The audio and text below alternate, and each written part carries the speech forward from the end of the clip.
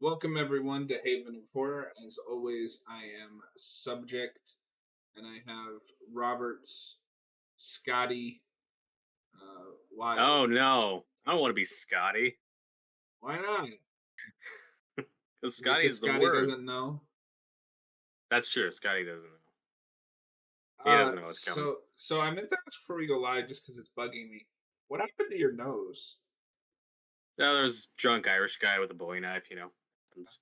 That happens. It's Eh? typical Tuesday. We have the same haircut now, Robert. We do. Yeah, but we're You, both you going s- into the military. For those who don't know. you stole my haircut. All right. So, as you may have guessed from the thumbnail or the video title, or just if you were here the last time we did one of these, we are doing Evil Dead and The Evil Evil Dead. Dead. Yes, the Evil Dead and just Evil Dead. Thank God they separated them. This is the Suicide It's Squad all over again. or I was gonna say it's the reverse Predator, where you have Predator and then you have the Predator. Yeah. Completely different movies. All right. So we are watching. If anybody doesn't know, this one first. Robert, I just have the simple, basic ass 4K that they put out. Looks And like you there's got no. a DVD. I've got the There's Blu-ray. The special edition Blu-ray. I'll uh, get into it during the commentary. Does yours have? Does your copy have like a commentary or any special features? a commentary with Raimi, Okay, Tappert, and Bruce Campbell. okay, it's probably the same one that's on my disc, but But that is it. I don't know why they can't just put old special features on new releases. It's so annoying. What are we drinking tonight, Robert? Water. Boo. I need to get up early tomorrow. I can't Boo. experiment today. No, no, no. Wait. That's not... All right. We're just gonna jump in, get your time, get it to all past all the menus. Two timestamps here if you would like to watch The Evil Dead with us. Obviously, we cannot show it on the channel. Copyright. In three, two, one, go.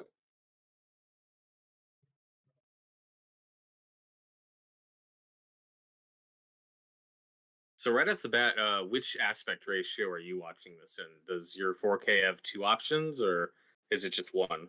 It is 4:3 so far. Oh, cool.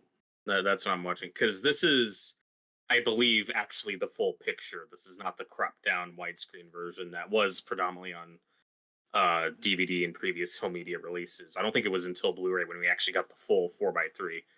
I feel like that was the trend. Blu-ray started to kind of fix it. Now with 4K, it's just no. We're going back to the original Mhm. And then, aspect well, ratio. the the late '90s, early 2000s is kind of the peak era of I don't want to see black bars on the screen. I want to just see the movie. It's like no. This is the whole picture. You're getting everything. I don't care. Yeah, I mean I don't love it, but it's whatever. No, I kind of it adds to the atmosphere for me. It's got that grungy, old filmic look to it, which is funny because you'd assume, oh, this is probably what it looked like on VHS, on TVs 4:3. But to my understanding, it's like no. That was the widescreen, then cropped down to square for TV and VHS. So I believe what you were looking at back in the day on VHS was the cropped version of the cropped version, Yikes. to my understanding. Ah, home media's come a long way. Yeah, and it's funny because I'm glad you mentioned that because this is one of those movies where it's like, how much can you really like improve the picture quality of Right. this? A 16 millimeter film.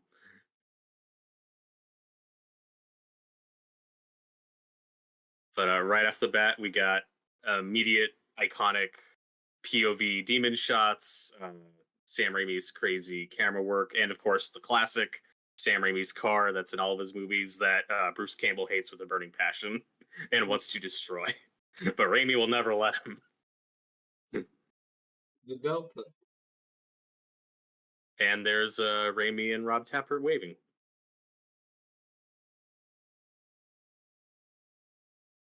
So I'm sure we've talked about this before, but for the sake of this commentary, when do you see this one? Is this, and when in the Evil Dead franchise do you watch this one? How old are you? All that stuff.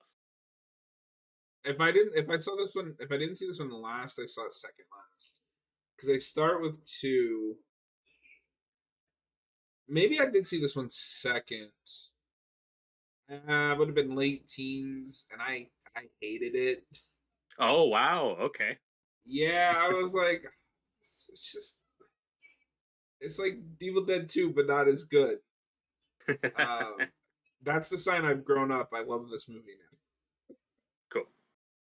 Yeah, you're probably not alone on that because for many years, even though this always had a good reputation, it did get a little eclipsed by that second one for a bit of like, oh, you can just skip the first one, just watch Evil Dead 2, which for many people is the case and it's totally fine. Like there are lots of people who like Evil Dead 2 that don't really care or wouldn't care about this movie, but I like that it's been kind of reevaluated and reclaimed as like, oh no, this is still a great film in its own right, even Mhm. divorced from what comes later. Like it's still worth checking out.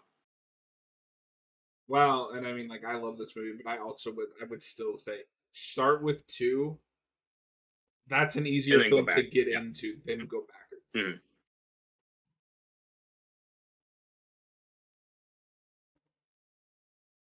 Because this feels so disconnected from the rest of the franchise.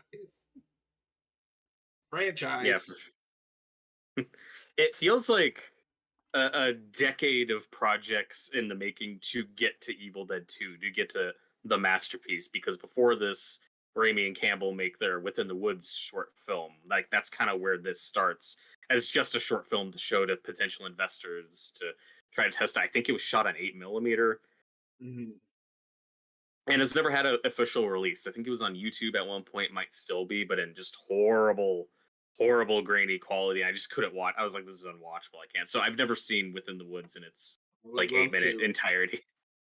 But yeah, it's just a curious like little piece of I history do attached know to this. the only thing I know about that is that Bruce Campbell is not the survivor. Correct. That starts with spoiler alert for Within the Woods for anyone who cares. Yeah, he is the possessed demon at the end, and like his girlfriend or whoever is the final girl. So it follows a much more typical horror movie structure at that time. And then when they get to making this movie, they kind of subvert that.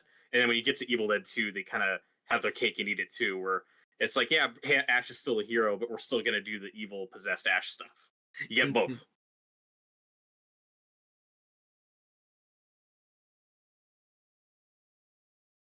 I just love Bruce Campbell's bowl cut in this. Yeah. I thought you were gonna say you love his unibrow. Well, I mean that too. I'm fine with him getting rid of the bowl cut. He should have kept the unibrow in Evil Dead too. For sure.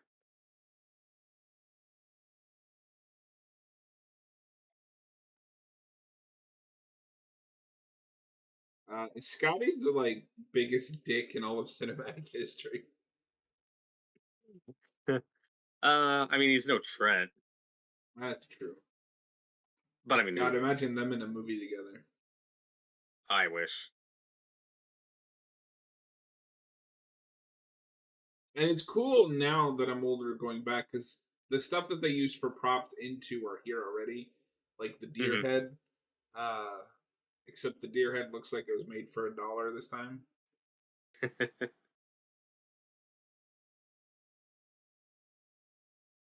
Oh my God, he's in the work shed. Orc shed.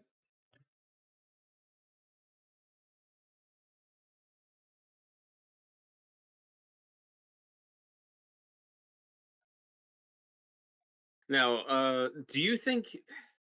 Because I'm in two minds about this. Do you think you have to kind of know the behind the scenes stuff that this is really low budget movie and all the problems they had and what the careers they eventually had? Do you think you need to know all that stuff to appreciate this movie, or do you think that this just holds up as a piece of entertainment? Because I'm kind of of two minds about it. I think it's this. this movie is the biggest test of like, are you a horror fan or are you a movie fan? This is a horror movie enthusiast film. This is not Mhm. the, I want high budget, like the Marvel movie or the blockbuster like a Nolan movie. I don't like that. The people that don't like independent films or smaller filmmakers. Um, For sure. I think you should go into it blind, just because that is a bit, like I said, a big litmus test of who you are as a film watcher. Um, but pretty personally, like I think it holds up. I think so too. There are obviously plenty of elements in it that don't. Some of the acting's real hit or miss. But the more I watch this movie, just the more I appreciate of. Oh no, there is already so much impressive camera work and shots and staging. Even though this was a complete nightmare to film and took forever, but like just that shot of Cheryl sitting with like the clock hand in front of the camera, like somebody had to set that up and just do that. And because we've seen even now so many, when you typically think of cheap, low budget movies, you think just really basic two-person shots or shot reverse shot, and then it's the scary scene. Like this is still, for all its faults and clunkiness, like several steps ahead of what you think of your typical low budget first time film horror movies. You know what I mean? Like it's still Um, surprisingly effective. and I will add, you also need to be just willing to meet a film on its own terms. Mhm. Because this film is upright. This film is forthright saying, "We're just here to shock you." Yes, this is going for an experience. This is like I describe this as the Texas Chainsaw Massacre experience with a little like Exorcist thrown in, Oh my god, she or and just runs. Night of the Living Dead. That's the other one.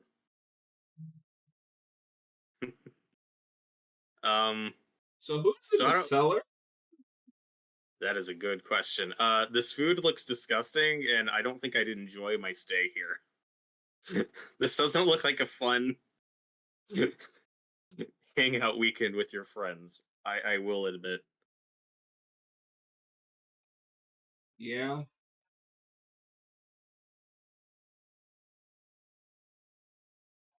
What are they eating? I don't know.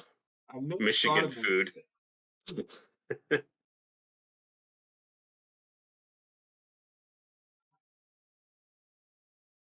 And right off the bat, we get Ash's iconic blue shirt that will stick for the rest of this franchise. Yeah, no, word wise, he's figured out from the beginning. Party down. That was Scotty.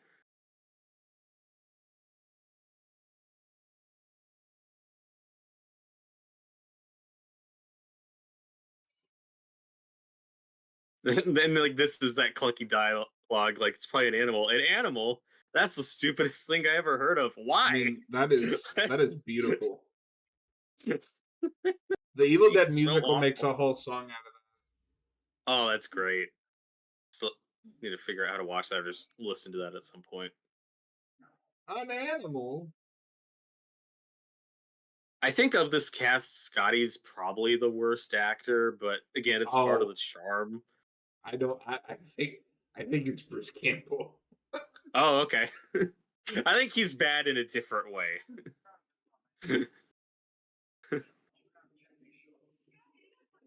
But Bruce Campbell's bad acting, even when he's bad, it's like great because he has It's still he has great. the best line in the movie. Why are you torturing me like this? Why? Why?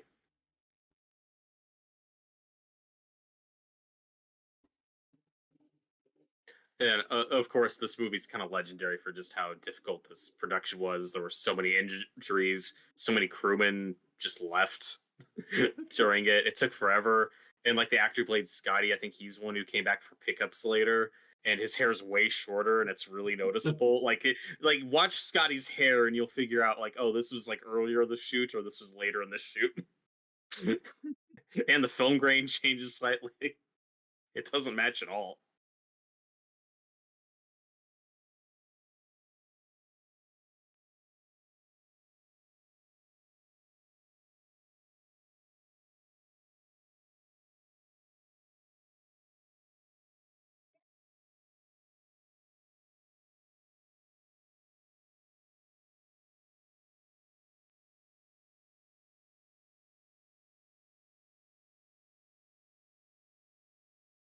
And I feel like, though, I just said I think Scotty's the worst actor. I think the weakest character is probably Scotty's girlfriend. She's the one I always forget about. She's just there.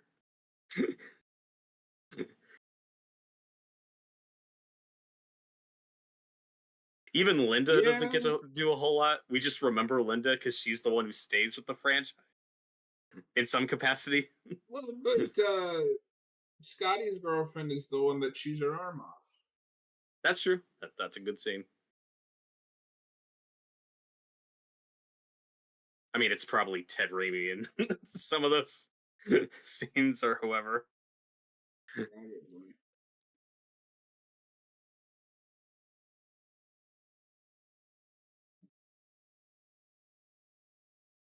But yeah, this is the third Evil Dead movie I see.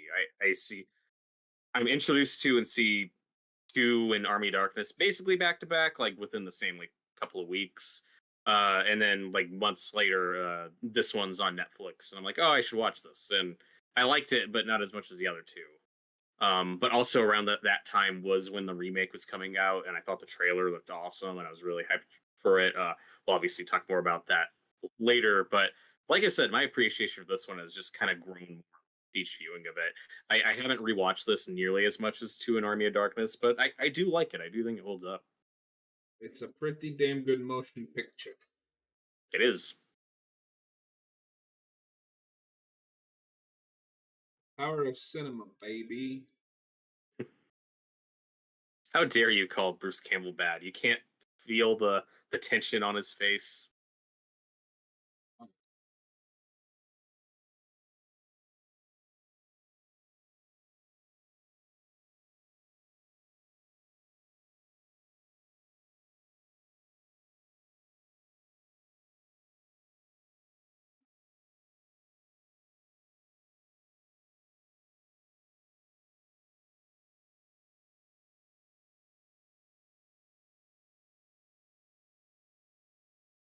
Scotty, you belong in an Until Dawn game.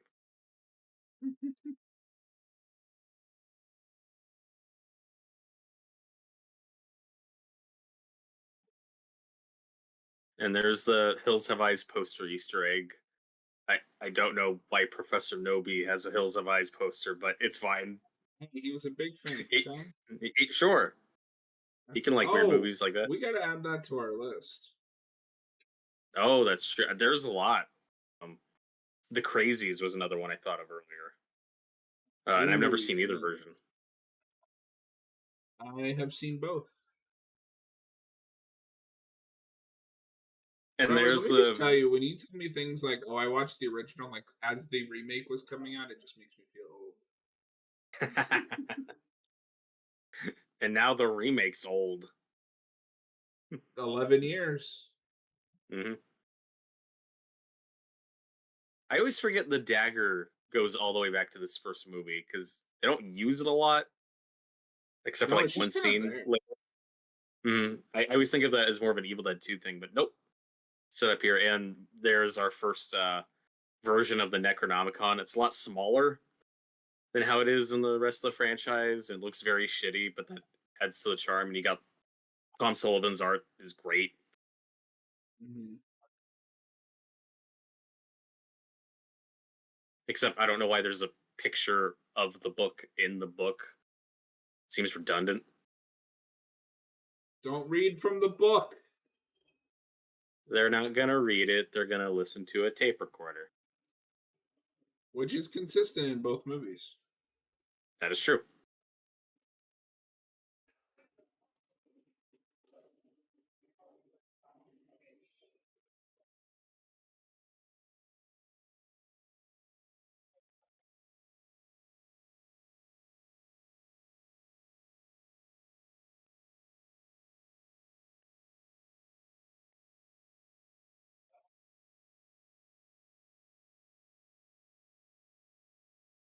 The one thing, we talked about the Nightmare on Elm Street franchise recently. That's always referred to, or New Line Cinema is always referred to as the house that Freddy built because that was their first like huge blockbuster success. I always forget that they distributed this movie. They didn't Mm-hmm. produce it, but they did distribute it and ended up owning the rights to it for a while, which is why they couldn't use footage from it in their recap on Evil Dead 2, and basically made that like half a remake of this. But this was a New Line Cinema released picture. But the most important thing is what saved this movie was Stephen King. That's true. Yeah, because the original title of this movie was Book of the Dead, and one of the producers was like, teenagers don't like to read books. Call it Evil Dead, something like that. And I think they made the right call. Like, it's a better title. But yeah, Yeah, it this is. first they got their first like real premiere in Michigan at the Redford Theater, I think, and that was in 1981. And then Irvin Shapiro is the big producer that like took notice of it and helped it get the release in the Cannes Film Festival in 1982. And I think that's when Stephen King sees it and raves about it and writes about it in like a magazine or something, to the point that his quote ends up on the poster when the movie's finally released, like widely in 1983. Like this movie took forever to come out, Yeah. but in the long run, it was worth it and was not a smash hit. Like this was not by any means a big hit in '83, but like it was still profitable, Mm-hmm. certainly. Shut it off! Shut it off. Teenagers when they went to see this movie.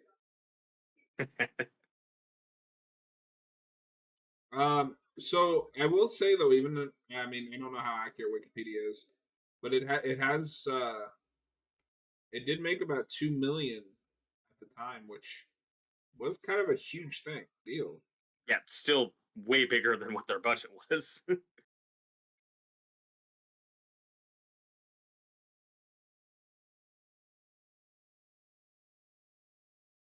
But and back to what you were talking about earlier about like how this film's an experience. This is made for horror fans. It They had difficulty kind of shopping the script around early because people would say like, you can't have 10 minutes of setup and then a nonstop action. That's not a movie. That's not how you write stories. And then It's astounded this movie has a script.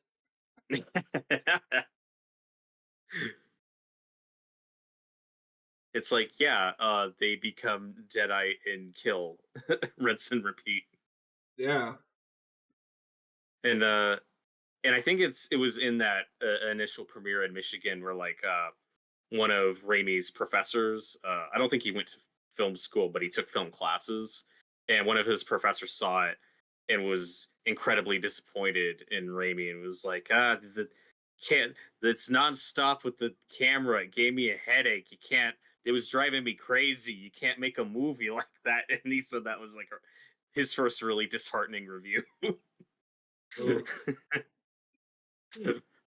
But I believe at the same premiere, after it, because like the premiere, like it did surprisingly well for like this one showing thing in their hometown, and like it was a packed theater, and of course people had no idea what the movie was. There was no marketing. It was just like a one showing thing, and they did fill a house, and all sorts of random people saw it. And after the movie, there was this like little very old lady like asking around like for who the filmmakers were, and looking for Bruce, Rob, and Sam, and they're like, "Oh God, we're gonna get chewed out by this old woman." And then she walked up to them and said something like, "I had a horrible day, and the movie you kids made was a ball. I had a great time." So they said that was a highlight of the night because she loved it. Whoever this old lady was. That's fantastic. Do you think Bruce Campbell knew that he'd be doing this role until he's 90? It's sad but true. No, you should look at this film like objectively. This isn't a movie that becomes a cultural phenomenon. This is a movie that like weirdos on the internet love, and Oh, for sure. I'm one of those It's weirdos on the internet. Yeah, like you think at best this would have a cult following like a movie like Pieces, right? Yeah. Not a multi-million-dollar franchise. Like, imagine if Pieces became a multi-million-dollar franchise. Hollywood would be better off. I And agree. is this the only bit of nudity we get in any of these movies? It's not Yep. I mean, Deadites.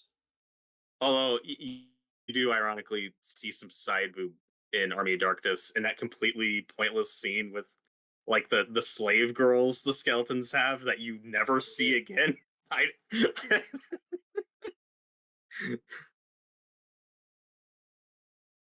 it's fine. But no, I mean, but you do get more nudity in this scene coming up, which is by far the most shocking, infamous scene in the movie. Oh yeah, yeah. Mm. And it's something like I've said before. I'm kind of two minds about it. Like it's the one thing Raimi kind of regrets and thought maybe he went too far. You know, fair enough. You're just he's a young guy. He's trying to shock the audience. You know, I get it, and he'd never like really go there again in this franchise, which is fine. But I'm also glad it's never been like cut out or censored or whatever. It's like It's just leave there. the It movie should as stay is. there, but I'm glad it wasn't a reoccurring thing. Right. And I will say, speaking of acting, I do think objectively, Cheryl is the best actor in this movie. I actually think she's pretty good, and to do a lot of the most difficult stuff. She's tormented heavily throughout this thing. He's good. Yeah, I'm saying in probably. relation to the She's other actors. probably. No, no. I was just thinking about. Yeah, I think you're right. Because really, the only one that's I think I find wonky is the shut it off. Oh yeah, totally.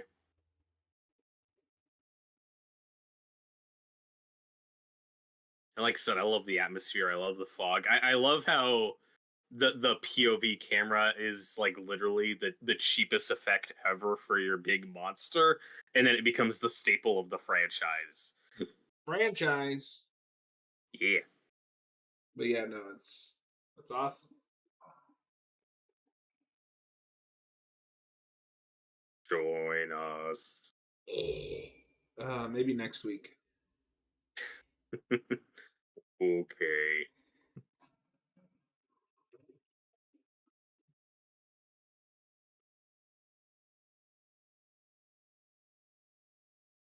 But there's still a lot of very simple, very effective little camera tricks. Just a lot of reverse photography.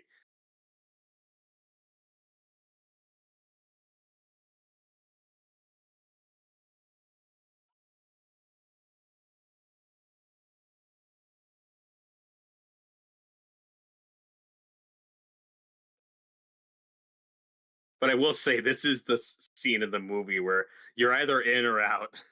This is when half the people watching shut it off and Mhm. don't keep going. But if you can get through this scene, you're fine for the rest of the picture. Yeah.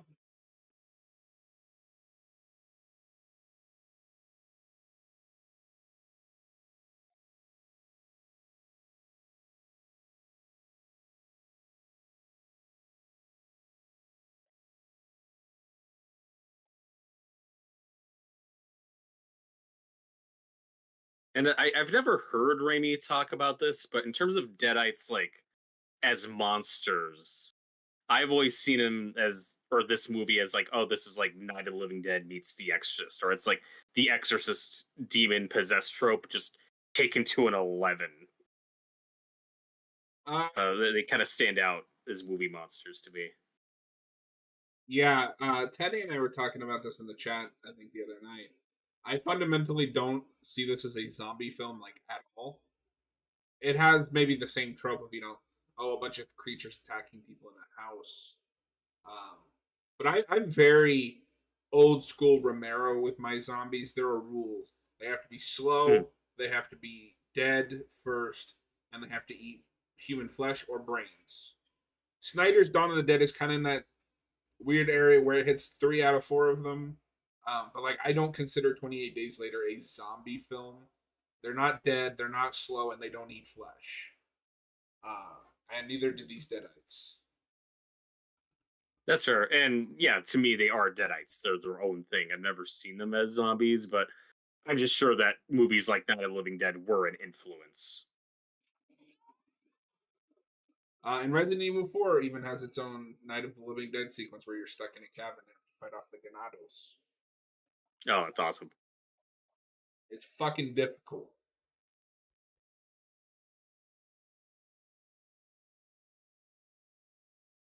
And this is one of those sequences where if you work for citizens, it's a ding because it's like she just walked 5 feet out of the cabin and now why is she like a mile away running through the woods? And it's like it's because the woods are alive, like it's surreal. It doesn't make sense. It's like a dream. It's part of the terror and the paranoia and the atmosphere. Oh no, okay.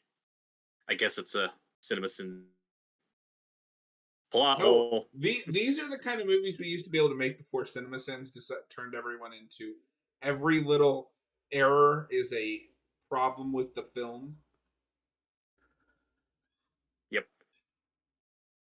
It's not a problem with the film, you're just dumb. I agree. This is one of the most intense shots for me just because I'm expecting her to grab a nail or something and cut her hand. And I'm only saying that because many people were cut on nails working on this movie.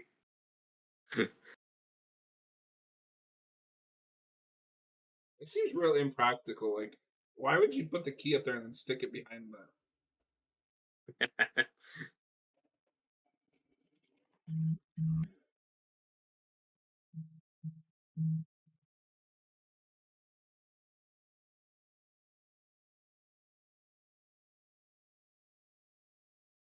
Let me in. Why open the damn door?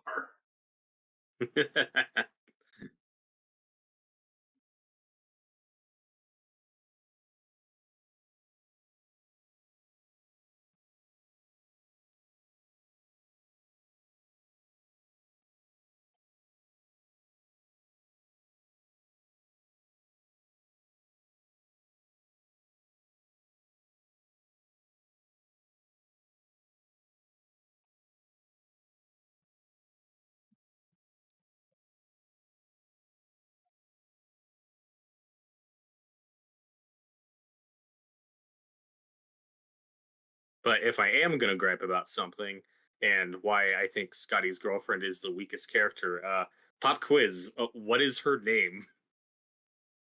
Well,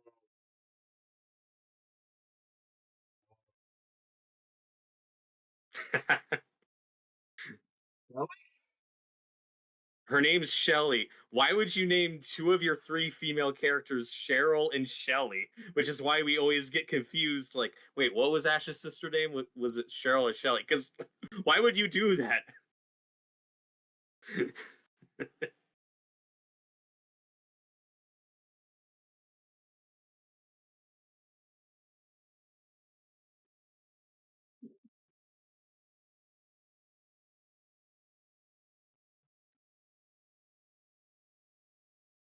so just on a whim, I finally watched the Half in the Bag on Deadpool and Wolverine.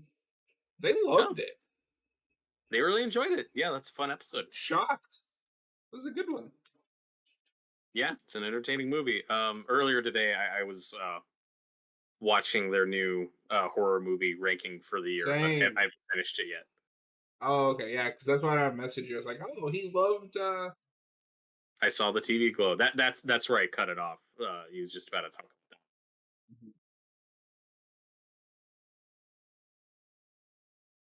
which I haven't seen yet. Oh, you should.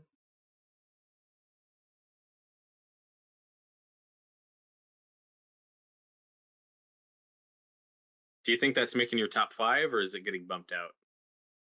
It's gonna be an honorable mention, unfortunately.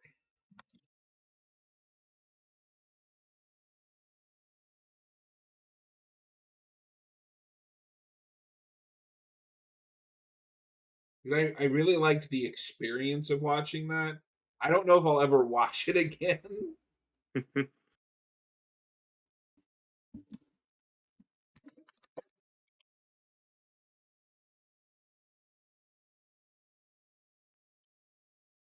and then you get into that tricky thing with movies you buy where it's like, okay, this is a movie I'd watch like one more time. Do I need a do I need to own it? Do I need to own a movie I might watch like twice? You know what I mean? Yeah. Speaking of movies that I might only watch once, I finally watched my copy of Deadpool and Wolverine. Not only does it still look great, I still love the parts of it that I love and don't really care for the parts that I don't care about. That first act is a drag. it takes a minute to get going. Which version did you get? Like, what did it? You got the steelbook, right? But With what Wolverine cover in did you it. get? Okay, so you got the best one. I got the only one I could. I think you The were lucky Deadpool. because I don't want the Deadpool one. I, Fuck that. Fuck Deadpool. I only I, bought that movie because of Wolverine. I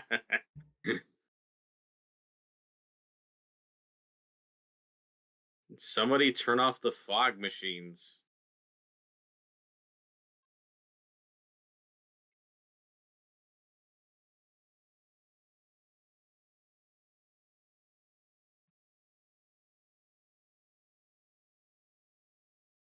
I love fog machines. Jason Lives uses them in stats, and it's amazing. But we need to bring him back. We use digital fog now, and it sucks. Not Yeah. to name any movie specifically.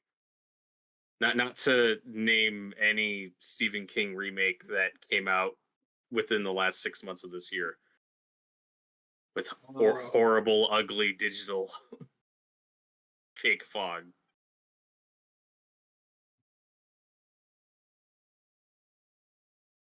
the best thing about Deadpool and Wolverine is it made me kind of love Bye Bye Bye again. Because like I just hear that song Yeah, and I me just too. think of that. It's one of those songs that was popular for a minute, and then everybody decided, no, this sucks, and you shouldn't like it, and it went away for like 20 years, and it came back. That was the second CD I ever bought. Wow, nice.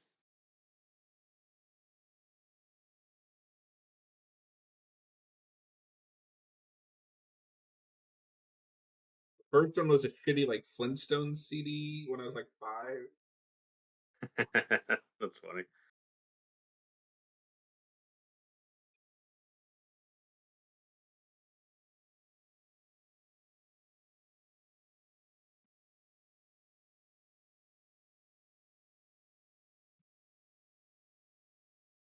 Queen of Spades, Four of Hearts. This seems really effective. You are slightly ahead of me. Oh wait, I've no, maybe noticed that. yeah, I think we're off by like a couple seconds. yeah. She just gets the. Oh, here we go. The just and the timing for all this must have been insane. Oh yeah. Wait a minute. Why is she floating in front of that window? Is she on a harness or something?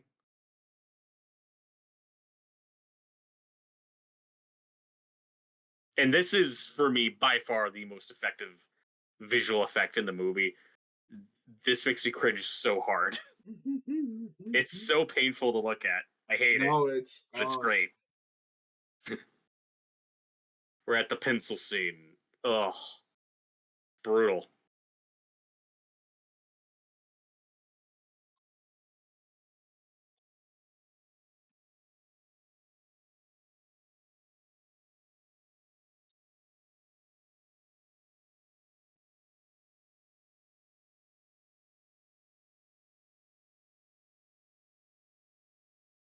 Um, it's like that's a really effective prosthetic, and the fact that it's a pencil makes it worse because you're just imagining it like breaking, getting shoved in there. Like, ugh, I hate it. That first gets thrown at a bookshelf. oh god, there's the ankle, and they the way they frame like the face reaction. It's so good.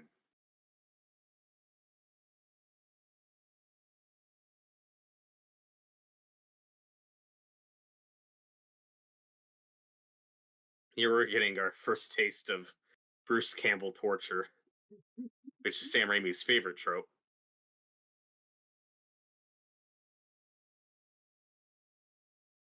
And it's always funny. It's always funny. But Scotty kicked Cheryl in the face, which is not funny because Scotty That hates was women. yeah, but I mean that's kind of funny. I thought it was funny when Cheryl turned into a dummy head. No, this I love this effect. It's clearly a dummy. It's so bad. Oh, 4K has not helped in that regard. This is kind of that go-to movie of when people say, "Oh, this was actually scarier and more effective on VHS in shitty That's quality." Like I probably believe true. them. Halloween has that kind of a little bit too. There's a really unfortunate Mhm. shot where he has like his mask up and you're supposed to pull it down. I don't think on VHS you could see his face, but in like 4K you can just see his face.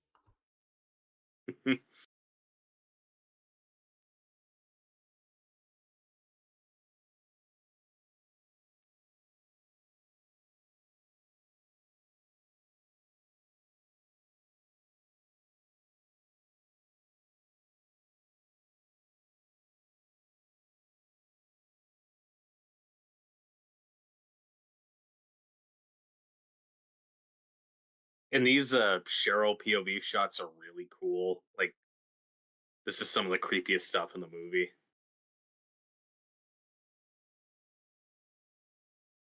Yes.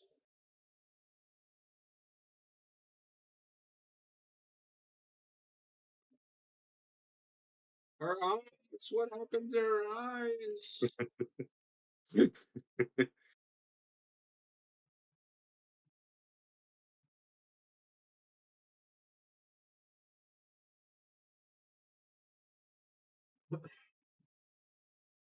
You've seen Drag Me to Hell, right? Yeah, I actually That's a finally showed that to my friend oh, recently. because like that's not an Evil Dead movie, but there's a lot of Evil Dead elements in it. I think it's a fun time. It's pretty good. It has that unfortunate like CGI problem. The CGI is very dated.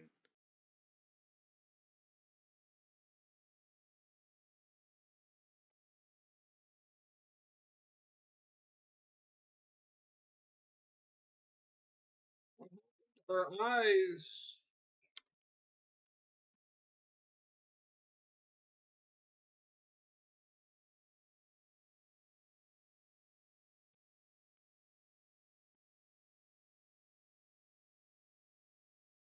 But when they were making this movie, they all just lived out here, and Mhm. it was so freezing cold, and everything went wrong.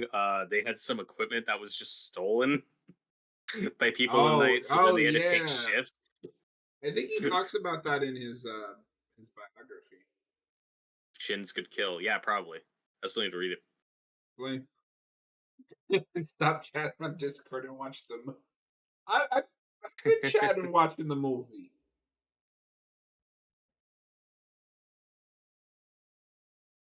And this is kind of a big shot when the camera goes through the window to where the demon possesses Shelly there, which would then be that type of shot would be repurposed as Linda becoming possessed in both Evil Dead 2 and Army of Darkness. Mhm. So I always associate like that shot more with Linda, and then you go back to this one, it's like, oh right, Linda's possessed a completely different way in this one than she is in the rest of the franchise. Also, great haircut.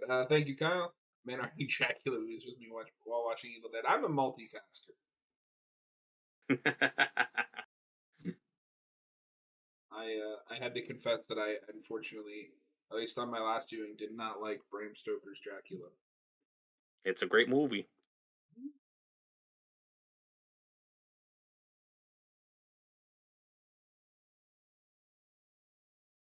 She's gone, Scotty.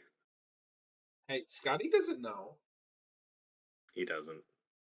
I like that movie way more than I thought I would. It's not my kind of thing. Yeah, I might check it out at some point. It could be a fun random watch party with you. Oh yeah. I don't know if I need to watch that one in advance to take notes.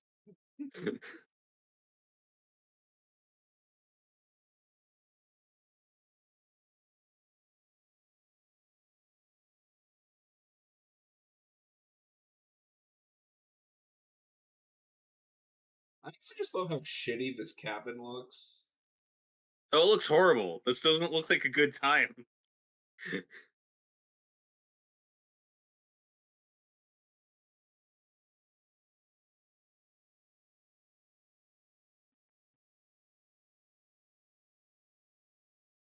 God, he doesn't know. Hey, Kyle knows what I wrote. Sure. Kyle gets it. Oh my god. Shelly made Scotty's hair shorter.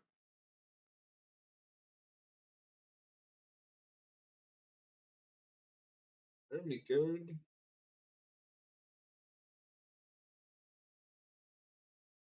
That And like I bathtub said, is just beautiful. Oh my god, no. Now I see it. That's amazing.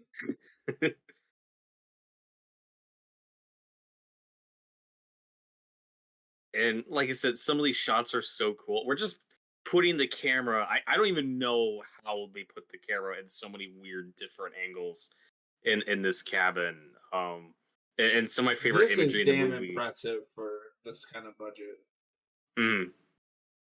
And I think one of my favorite shots is Cheryl like under the floorboards just banging on the thing. Like it's so scary, visceral. The makeup's pretty You good. like you like to watch that? You like to watch Cheryl bang? What? I said what I said. And Bruce Campbell's under furniture again. That happens to him a lot. Come on, man. Oof.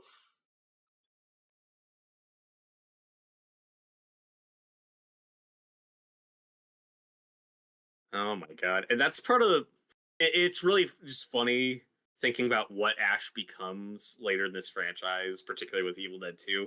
When you go back to this one, it's even as far as just He Final can't Boys even go. beat a bookshelf. As far as like Final Boys go in horror, like he's really not great. He doesn't get to do much. He just gets beat up the whole movie and looks scared. What? This one more than the others follows that slasher formula of like we kind of have to take out the final boy or girl till the end, and then they get a really Mhm. cool third act where they're on their own. We do, and the climax of this movie is great. The It's sound so design on this is oh, the sound design is so good. on the scene where she chews her own arm off. I heard a lot of Cheryl banging. Yeah, Robert really likes to watch Cheryl bang. Oh my god. When Annie gets killed in the second one with the knife in her back with the possessed hand on it. Do you think that's a callback to this? You know, I never thought It's, about it's a that, very but it similar could shot. be. I think it might be because it even has the decapitated hand. That's such a specific detail. Yeah. That's a weird coincidence. Kyle, I like in the Ash vs. Evil Dead or whatever the show's called. It leads in him just kind of being a loser, but somehow a hero. Yeah. Yeah, he's No, both. that's why he's cool. He's an everyman. It says the movie is on AMC Plus, but that is a freaking lie. No, it's not on No. Shutter. Oh, that blows. The Evil Dead. Scotty, why is your hair longer?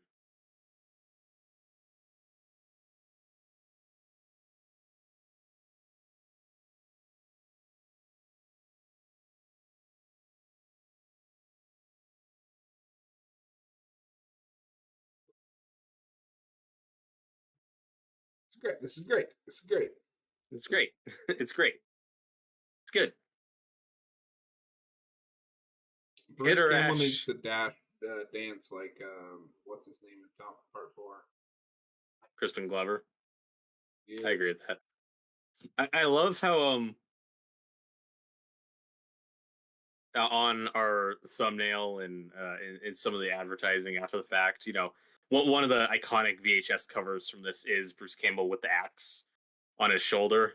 Yeah. And then we get this scene, and he's just standing there holding it, and it's like, do something.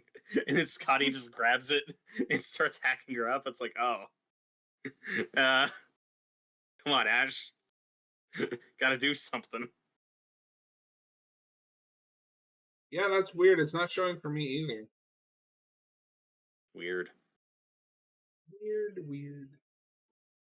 This is one of the most coming up difficult shots for them to do. That was a horrible pain because they had like three people under these floorboards to play like the different parts of her uh, body, and it just took them forever. It was such a pain. It was so miserable to shoot.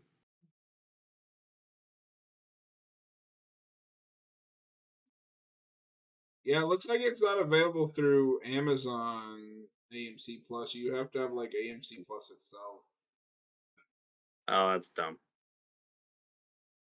So weird. Like I said, the first time I watched this movie was on Netflix, but Time for nothing's on the Netflix DVD anymore. yet again. Streaming lets me down. Horror movie wise. That is why I have this on disc and Yep. digital.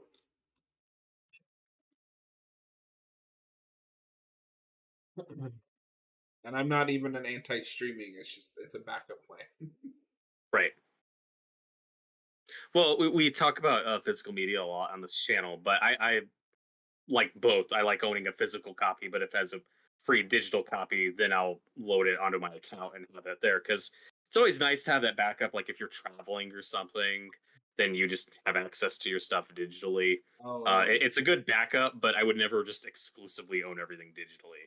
You were asking earlier about it, and because I don't remember where the steelbook is right now, so I actually have it in here. Here is the Deadpool Oh, Wolverine disc. that's funny. I don't remember where I put the steelbook, Sky. I can't push it any faster. Given how she's got, Captain.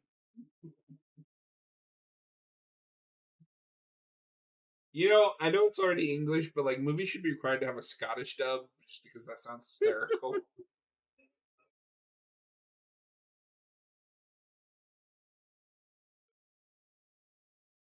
He just wanted to show off his Deadpool steelbook. Uh, You better not lose that. It cost you $70. no, it's probably my room's a mess because I got my PS5 Pro today and I suck at Oh, nice.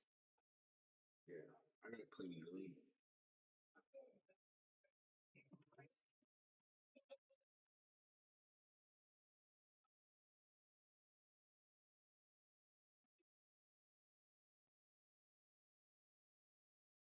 And another thing I wanted to mention Dick. earlier.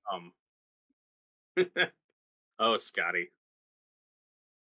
This movie, like I said, it did okay here. Like I said, it turned a profit, because the movie was so cheap, but it did really well overseas. That's where they got most of their money. This did great internationally, including Europe, which is ironic because then just a couple years later, when this comes to home video, it ends up getting banned in England and labeled a video nasty, Yeah. and wasn't allowed to be seen or owned or viewed for many years after because the movie's evil. No, I love the video nasties. Have you ever seen that? Have you seen that movie Censor? Yeah, That's it's all that's a about that. really cool movie all about that. Such a weird point in history. It's just home media, and it's just so funny. Like this movie, it's a smash hit and does well, So and then a couple years later, it's banned. You can't watch it.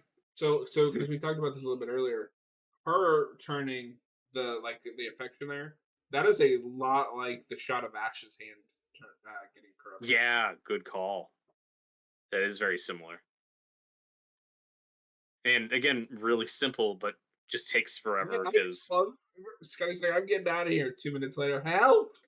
well, I almost got off screen to death. Take my word for it. The woods attacked me, and Scotty's just out of commission for the rest of the movie. Scotty's dead, Jim. I love that they made Linda a Deadite and she doesn't do anything but sit there and cackle. Yeah, she's just a jerk. Like this is kind of like the preamble to Evil Dead 2 Deadites, and I'll go on Hmm. where they just want to screw with people. Yeah, they're just having a good time. They're having fun. I don't want to die, Ash.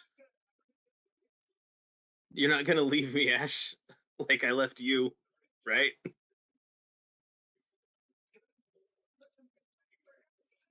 And every time I see God. those contact lenses, I cringe because I know how painful those were, and that you couldn't see anything out of them. No, yeah, I know that. And they were only supposed to wear them for like 15 minutes at a time, but they have to wear them for hours. Yep, that's fine. It was with it. I'm sure they had no long lasting damage from that. That is true.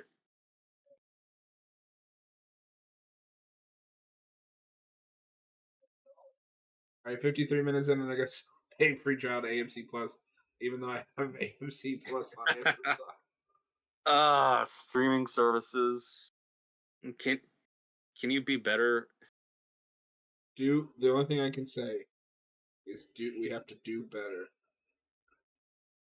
Yep. I love the scene when Ash just slaps her. Luckily, Evil Dead 2013 appears to be on Max, Oh, cool. but I will be watching that in 4K. Yeah. Shooter Ash. I She's can't not blame girlfriend. Ash. I would also be going insane if I had to listen to that. Yep. Officially watching the same movie. Finally. And yeah, this is because did she already say the "we're gonna get you"? Not another peep. I think so. Because they actually, unless it pops up later, but they did film a scene like that in 2013. It's in one of the trailers, and then I don't think it made the cut. I don't think that's actually in the movie, but that is a callback that they filmed but didn't stick with. I wonder if that's in that like director's cut or unrated cut they released years later.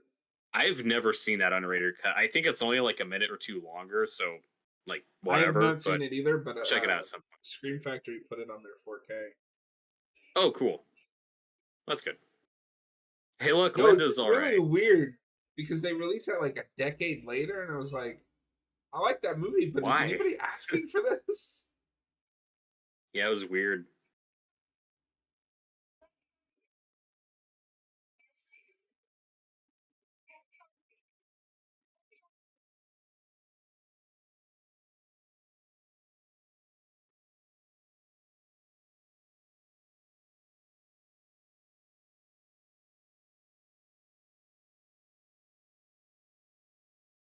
And Scotty's just laying there dead on the couch. He's fine.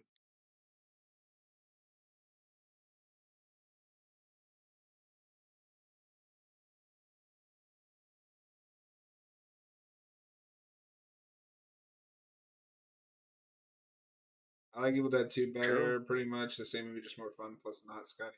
Yeah, I mean, general consensus Evil Dead 2 is the best one, but I love this Yeah, for movie. sure. I do think it's really cool that we bring some of these characters back, like Scotty, for the video game. And, because those are characters who get kind of left behind in this franchise and we really call back to. Ash vs. Evil Dead at least brought Cheryl back and did something really cool with her. But it's just neat that in that game, like, oh, Scotty's there and he's like a really I mean, popular character to play as. Scotty or Evil Dead also brought back that one guy whose name I don't remember, Annie's boyfriend. That's in Yeah. it for Does like anyone play as Annie's boyfriend? I played him once. We Oh, should play that now again. we're at. We should play that again soon. Yeah, Why for are you sure. torturing me like this? Why? Why?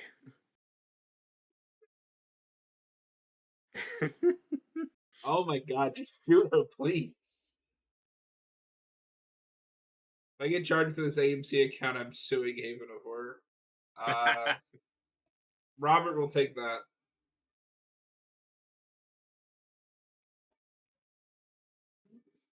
Oh, here it is. These Deadites, I'm just gonna say it. They're they're kind of assholes. They Like, just code. saying, That's my problem. Is they don't have a code. the dishonesty is the real problem. The worst part is the hypocrisy.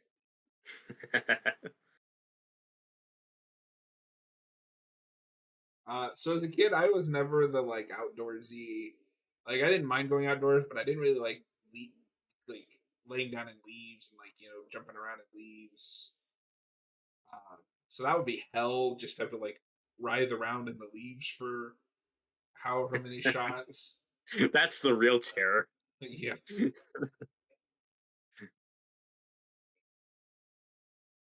And I don't know why Ash trying to give Scotty water is funny. this is supposed He's to a be kind of an corpse, dude. Exorcist callback. Her and the white, naughty, and all fucked up. That's probably there's an Yeah. Exorcist in this movie. Mhm. This man Yeah, it's like waterboarding a dead body. Yeah. yeah, it's like Exorcist, Night of Living Dead, and Texas Chainsaw Massacre. It's like all those kind of blended together to make something new. Back when he used to do that. Yeah. Now it's just, oh, I like that movie. I'll do my version. But it's not as interesting.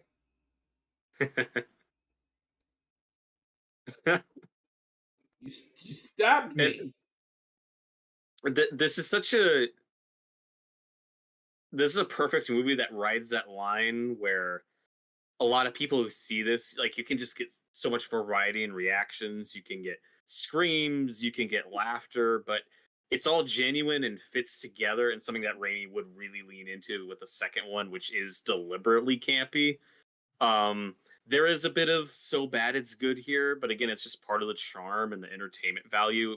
But there's also really effective scary moments and really cool camera work. This isn't just a I'm laughing at it because it sucks. It's like, no, it's everything. Like, there's just so many emotions you experience while watching this.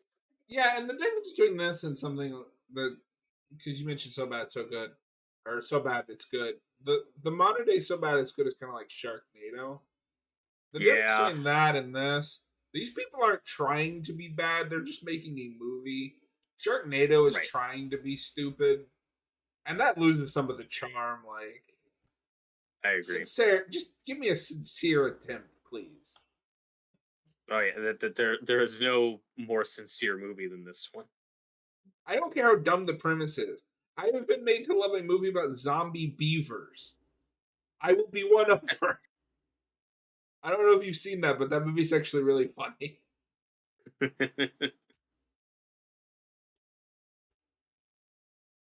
This shot's really cool. Him Scotty's just dragging her body out. laying there. And at the end, we just hold on Cheryl, just watching.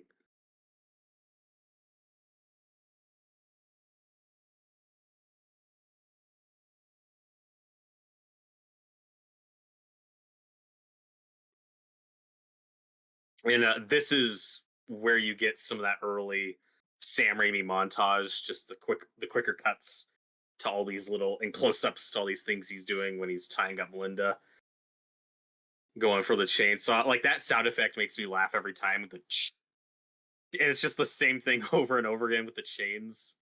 Yeah. Kyle says he'd argue that Army of Darkness is trying to be stupid, but they do it so right, it's ridiculous. Right, because there's never That's trying to be a comedy. that's trying to be a comedy, and it's not trying to be like, oh, you're here for bad acting and this. No, you're here for the wacky antics and Bruce Campbell. It's still a And sincere movie, whereas something like Sharknado uh, never comes off as sincere to me. right. And the battle, at least for their budget, is still kind of epic. Like, you get stop motion, you get Hey, costumes, you get puppets, you get all this stuff. that that There's effort. that final battle in Army of Darkness is better than all three battles in Lord of the Rings. They're on par. I'd say they're on par. Although this scene, it's funny because we'll call back to it in the next one. But it's always disappointing every time I watch this one, where it's our big moment with the chainsaw, and then he doesn't use it, and it goes away for the rest of the movie. It's like, oh, Robert, he was in the probably. work shed. And to my understanding, he's actually standing there with a powered-on chainsaw, holding it above her body. And thank I God, would be so nervous. like Jesus. To my understanding, this was not the safest production. That's like, and I'll bring history. this up with when we get to it. But in the original Dawn of the Dead, there's that scene where he's like playing tennis, and the camera follows the ball as it goes down. And rumor has it, I don't know if this is true, but the ball lands beside a corpse. Rumor has it that's a real corpse. That's cool. I don't know if I believe that, but it's a cool story. I believed it when I was younger, but now as I'm older, I'm like, I don't know if they did that. Well, the one everyone knows is that there's real skeletons in the pool in Poltergeist, and like I don't know if that's real either. I've heard it a million times, but I still don't know if there's any No, the only one legitimacy that to I know of that I know is real is that's a real snake in Friday the 13th. Yeah, and that one sucks. Yeah. Like, oh, that's unfortunate.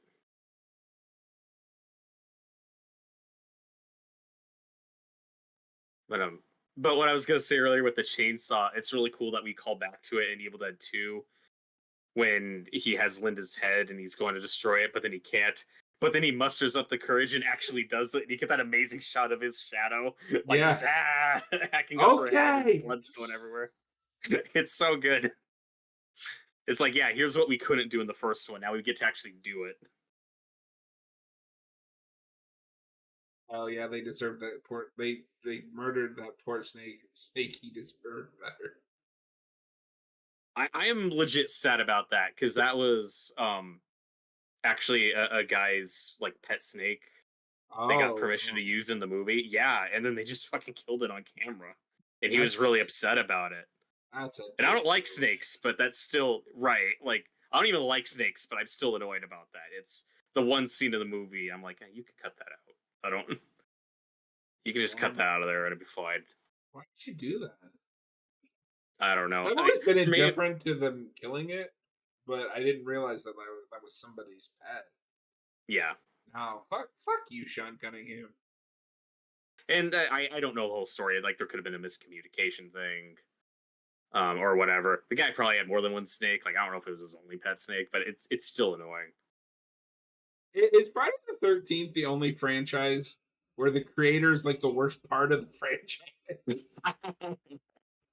Because the two movies that he are involved in are in the bottom tier of the franchise.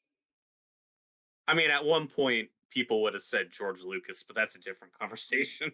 But that's a different guy. I showed my buddy that whole skit after we finished T2, and I was dying. That's so good. Oh, God, that franchise.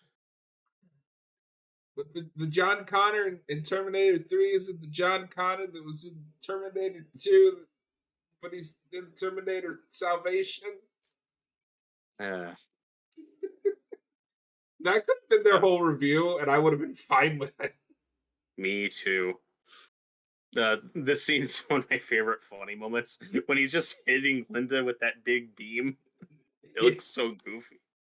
And then this is one of the big scenes that they reshoot in Evil Dead 2 where he decapitates her with the shovel. It's really cool. Yeah, they condense all of that to this.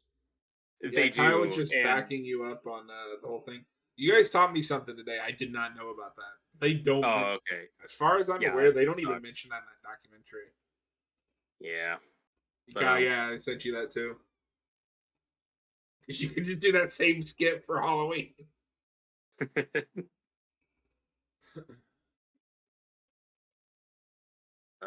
Also, we were talking over it, but that scene when Linda's scratching at his leg, that makes me cringe now because the like appliance or makeup he had afterwards like actually kind of ripped off some of his skin, and he had just pus and shit pouring out. Like that was one of Campbell's big injuries.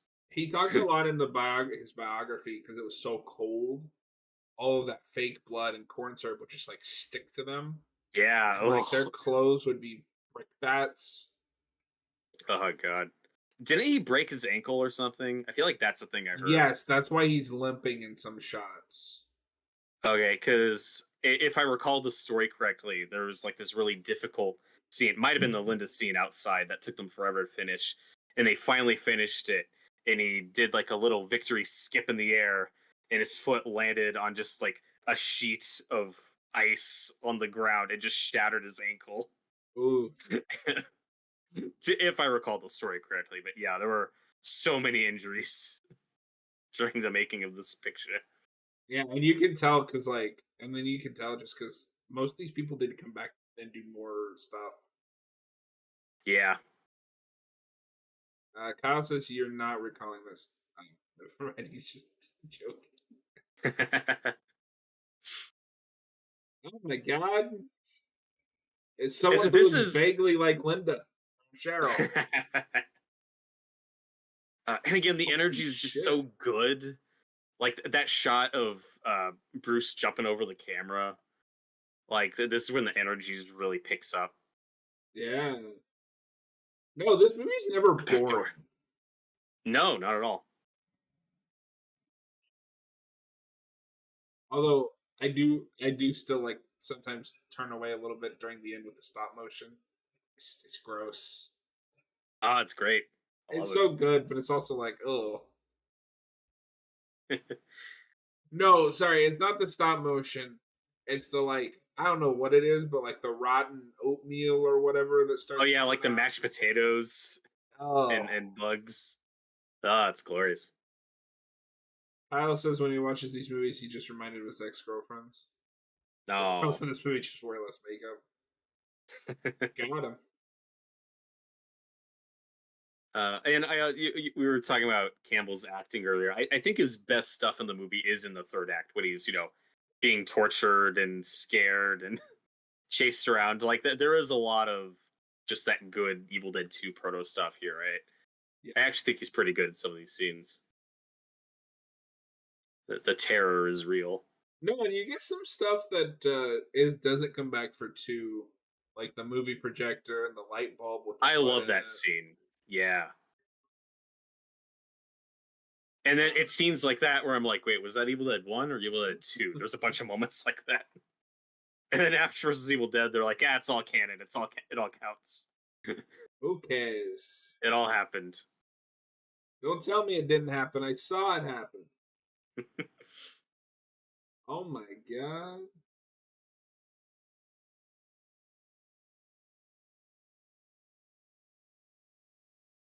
The house is bleeding. That doesn't make sense. Walls don't have blood in them.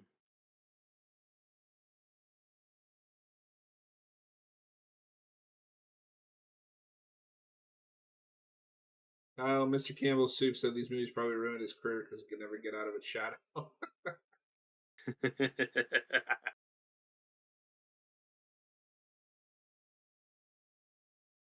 Shut up, Linda. It is cool though, even though they didn't have particularly notable careers, that all those other people eventually did kind of stick with this franchise for like conventions, behind the scenes, and stuff. They've all owned it, and none of them are like, "I'm gonna fuck that movie.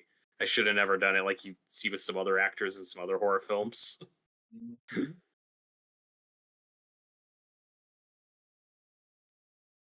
Kyle, your house doesn't bleed. What's wrong with my house? I don't know, but you should probably get the fuck out of there. And the walls will ooze green slime. Oh wait, they always do that. But one of these shots around here is in Nightmare on Elm Street when Nancy's watching it on the television, I and love that's Raimi my just always. throws the same shitty car in every movie he makes, even Doctor Strange. What a random calling. Yeah, He that's loves just that like car. yeah, It's the that's his classic. that's the Delta. Trust me, Kyle. No one hates that car more than Bruce Campbell. He has actively tried to destroy it many times. I love that they showed back up in Doctor Strange. Yeah, Because no, it's in every movie. it's not in Drag Me to Hell. I don't think. I think it's in like the parking garage or something. It's really brief, but it is in there somewhere. That movie's also weird Um, because it's one of the few ones that I can think of where Bruce isn't in it either. that's true. Yeah, I don't think he has a cameo in that. But no, you've seen The Quick and the Dead, right? Raimi's Western movie. Yeah, no, that movie's awesome. That movie is awesome. And what Raimi did is he took the Delta apart and built a wagon around the frame so he could say that the Delta is in the movie. Didn't he throw the car in because it was like the first car he owned with him in this movie, so he just kept it as a callback? Yeah, something like that. Yeah, it's something like that. Like, yeah, just typical first Because car, it's first love Ash's type of car, thing. it's Uncle Ben's car, it's Yeah. a wagon in the Quick and the Dead. In Doctor Strange, it's in the street when the big monster attacks America and the monster throws the out, splits it in half.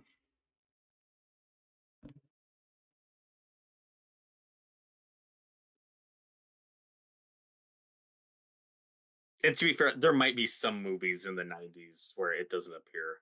That's the scene Uh, that's she's watching on TV. mhm. It's the big zoom in when he turns around. And which makes sense because it's New Line Cinema. They own the rights to this, so of course they had it on the TV. Don't know why I always forget that.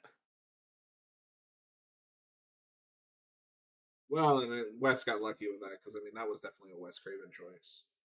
Mhm.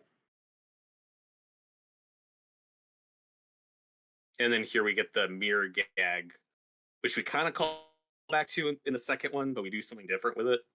Yeah. And then I still don't know Doctor how they Strange did 2. this. Oh, that shot's great. And then Doctor Strange 2 does a much more direct callback to that gag. Remember with the mirror and the water Yeah, with Wanda? Yeah, it's good stuff. the movie was a good motion picture. I agree.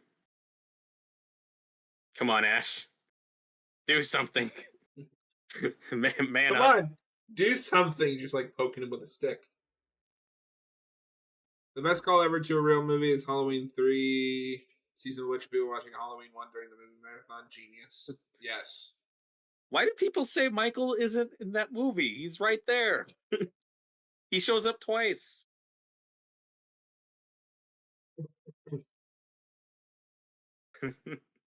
No, this is Nope. legitimately cool. Like he legitimately looks terrified. We love He's a probably good also Bruce freezing. Campbell panic shot. Yeah. Probably helped with the shivering.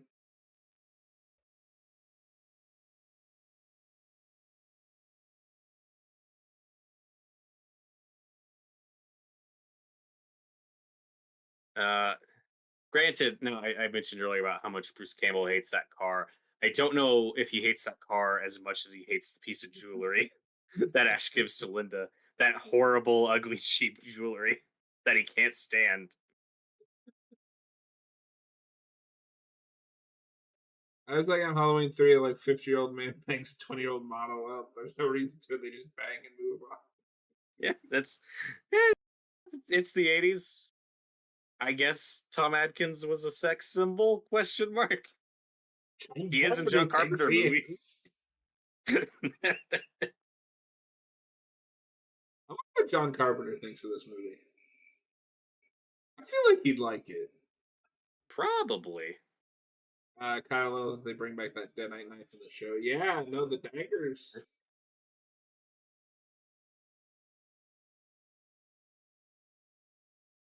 And I think the show one looks more like this one than the Evil Dead 2 one. I mean, the Evil Dead 2 one is absurd. It's not a dagger, it's like a spine. It's not even sharp. Somebody in the special effects crew went, make this look better, and then they didn't. That's one of those shots that we call back to in the show.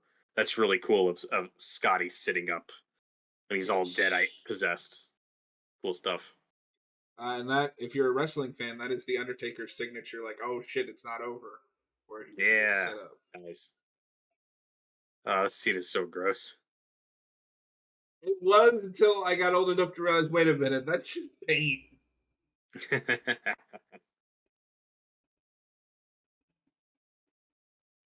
I like that he starts like the uh, he like pops a cork like a keg for blood. It's so disgusting.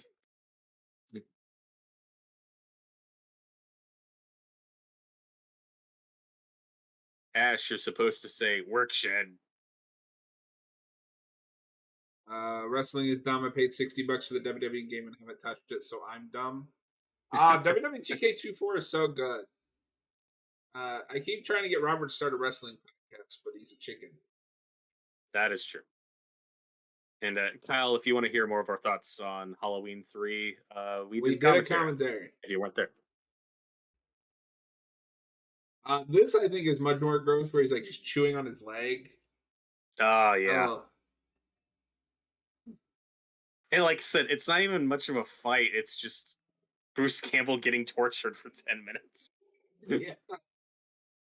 And No, I this meant looks painful, where she's just like wailing on him with that fire poker. great stuff. And we also talked over it, but there's a gag when he shoots the side of her mouth and like blood Yeah. squirts out of her cheek. Like that's a good effect.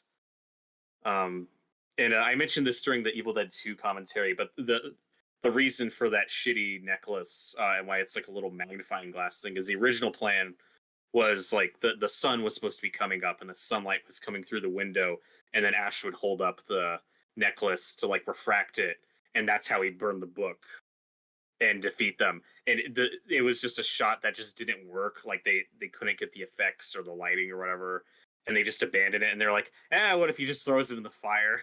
So they kind of still try to repurpose that by having him use it like a lasso to drag the book toward him, so he could just chuck it in the fire. So it's fine. Yeah, you and I are pretty close in thought of Halloween 3. I would say. I like Halloween 3. Yeah. I do talk a lot. Robert and I stayed up to like 2 my time just talking about Harry Potter. And we didn't record it. What's wrong with us? I don't know. Oh my god.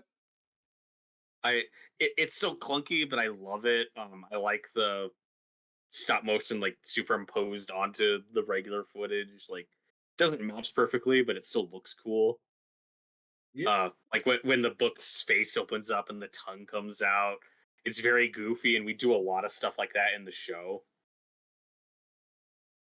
Yeah, I was like, I'm gonna watch Harry Potter and the Sorcerer's Stone today. And then I looked at 6 and I was like, oh, that's a 2.5 hour movie. I'm not gonna have time. Yeah, Kyle loves Harry Potter. Are you gonna do a Christmas movie commentary? Yeah, we've talked about a few. Oh yeah, we've got plenty of Christmas options. No shortage of Christmas horror. Yeah, Kyle, I'm with you. Says I like stop motion and physical effects way more than CGI and shit, especially in horror. Horror's Hmm. just been the biggest casualty of the CGI craze. And that's a big compliment we're going to be giving the remake of this when we do the commentary on it in a minute, is the lack of CGI. They did most of it practically. Um, so I love that this is not the way it works in any of the other movies in this franchise. Nope. But it's still canon Oh, to the show.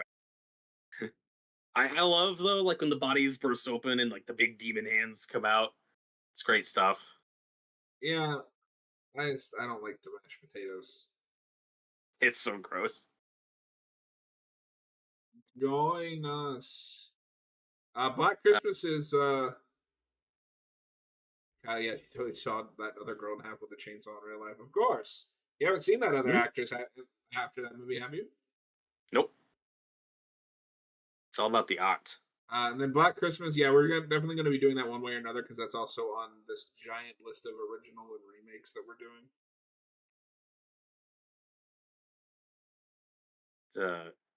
Ash, you've seen better days. I love this shot This was though, rough. just like the blood and Looks great. It kind of Another reminds me thing, of the final shot of Ready or Not. yeah, just all covered in blood. It's awesome.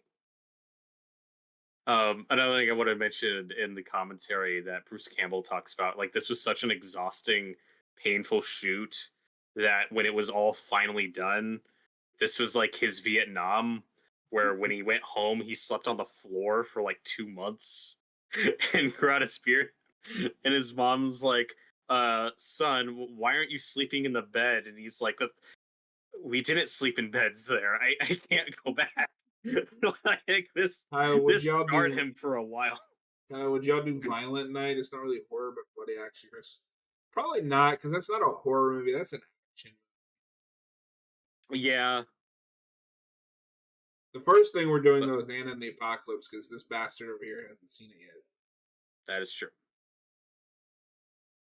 That one I will probably watch ahead of time though, just because I want to take in the music and stuff. That's funny. Um, Always but got I'm to looking spoil forward the to fun. it. This is one of my favorite endings in just movie. It's a good bad ending. It's like, why is that? Oh no, why is that leaf on the ground out of focus? Oh my god. I think that's what I like about Sam Raimi is like he's like me that likes uh, the bad endings. Anna and the Mm. Apocalypse. But I think Raimi does a particular type of bad ending that for me is rarely like a cheat It always or feels earned, an unnecessary although fuck you. You know, and the Evil Dead 2 one, like it it's rides more that bad line for of the yeah, it's a bad ending. protagonist. It's bad for him. It's also a joke. Like it's also funny. Yeah. The Like only it's fun. one where I like the ending, but I question if it's earned, is Drag Me to Hell. Because I don't think I that like woman that bit. did. I don't think that woman did anything wrong. uh, we might cover that one day on the channel. No, I think that ending's great. No, it's a great ending, but I was like, I don't know if she deserved that. To be fair, that movie opens with a literal child getting dragged to hell. And I don't know if he deserves that either. So it establishes the stakes and what can happen in that universe. Kyle, another ambiguous ending. So, what did happen to Ash? Did he live? Did he die? Is he still hot enough to sleep with? We'll never know. We We'll never won't. know. We're going to take just a quick couple-minute break. I got to switch discs. I assume Robert has to do the same. And then we will Yep. be watching Evil Dead. I can't believe I subbed to a streaming service there. Watch 20 minutes of a movie. Well, now you just got to go watch the other Yeah, 70 just watch the rest minutes. of it. After we're done with Evil Dead 2013, which is on Max for anybody who doesn't know. We'll be right back. Later. Later, we're doing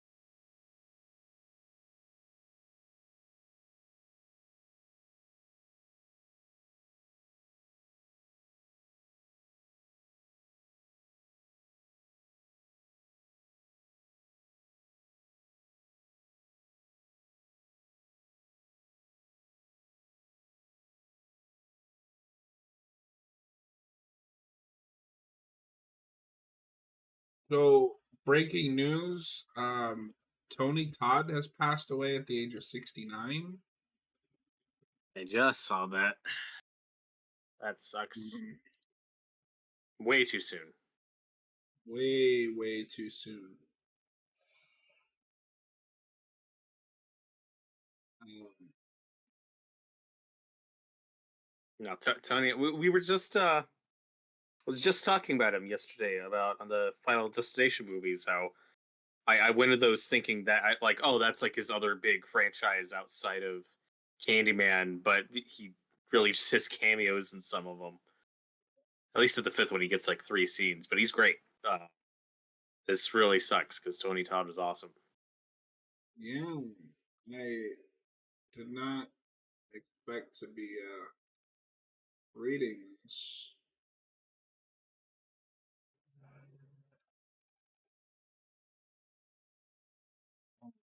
So, like Kyle mentioned, he was Candyman. He was Venom in the Spider-Man 2 recently. He was in a lot of stuff, and even in the bad stuff, he was great. Mhm. Um, Oh, for sure. I mean, always reliable, always really cool. He's been in the Night of the Living Dead remake, right? yes, Kuba.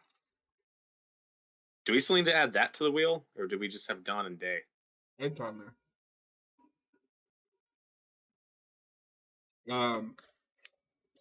Found it.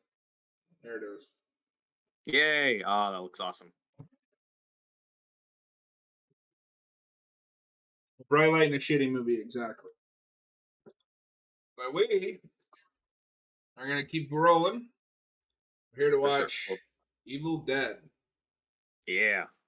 He's in Wishmaster too. Wishmaster rocks. I still haven't seen that one. Um, yeah, Evil Dead.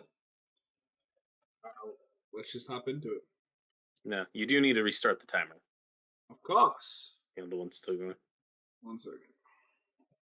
Yeah, sorry to open this on such a downer, everybody. That kind of dates the commentary, but yeah, it's kind of a shock because we all love Tony Todd here.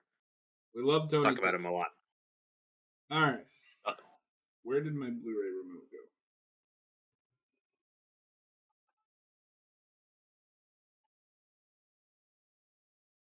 yeah, I just have the standard Blu-ray release. You have a pretty sweet looking steelbook. I do, and I have the regular 4K. The Screen Factory decides to wait between releases. At least you own the whole franchise on 4K. That is pretty cool. I do, That's impressive. and I have one through the remake twice. I just don't have Rises twice because I haven't got the Steelbook yet. That's a Steelbook? Yes. So this is the Scream Factory release. Um, they put out a regular 4K and then months later did a Steelbook. We're going to get demonetized, but here's the inside. That's a cool shot. All right. Everybody at timestamp 0. This is on Max at the time of recording. In 3, 2, 1, go. This is opening with like the TriStar logo or something, right? Yeah. Just checking because I forgot this movie has like a million production logos. It's one of those. That's how you know it's a modern horror picture. Hopefully, horror movie icons don't die in threes, lose Kane Hodder. Oh, don't put that out there. Don't jinx it. Hatchet 5 still needs to happen.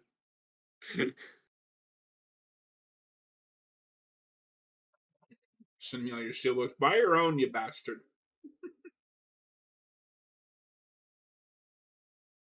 All of these production logos, I'm like, oh, is it? Oh, no, it's a logo. Oh, is the movie starting? Oh, no. Is this an establishing shot? Here we go. Um, I am very much in the camp that I don't think this opening is needed. No, it's. I think it's well executed. I think it's cool. The movie doesn't need it. it's kind of the go-to obvious complaint with this movie. I just agree with it. We we just don't need this prologue. Mhm. Let the horror build. Especially because Not this doesn't tie in anything. no. I mean, there's like some clues and stuff later, and there are openings that do this well, where it's like a truncated version of the movie in the first 5 minutes. Like that can be cool. Like you can do that well. Mhm. Hoping you have I collectibles. it's like this is the type of scene that should be on like the extended version, right? But the base theatrical version doesn't need this. Or what you could have also done is cut this out and then put it on the Blu-ray as like a short film, I forgot because my that'd be drink. kind of cool. I'll be right back. Okay, I'll hold the fort.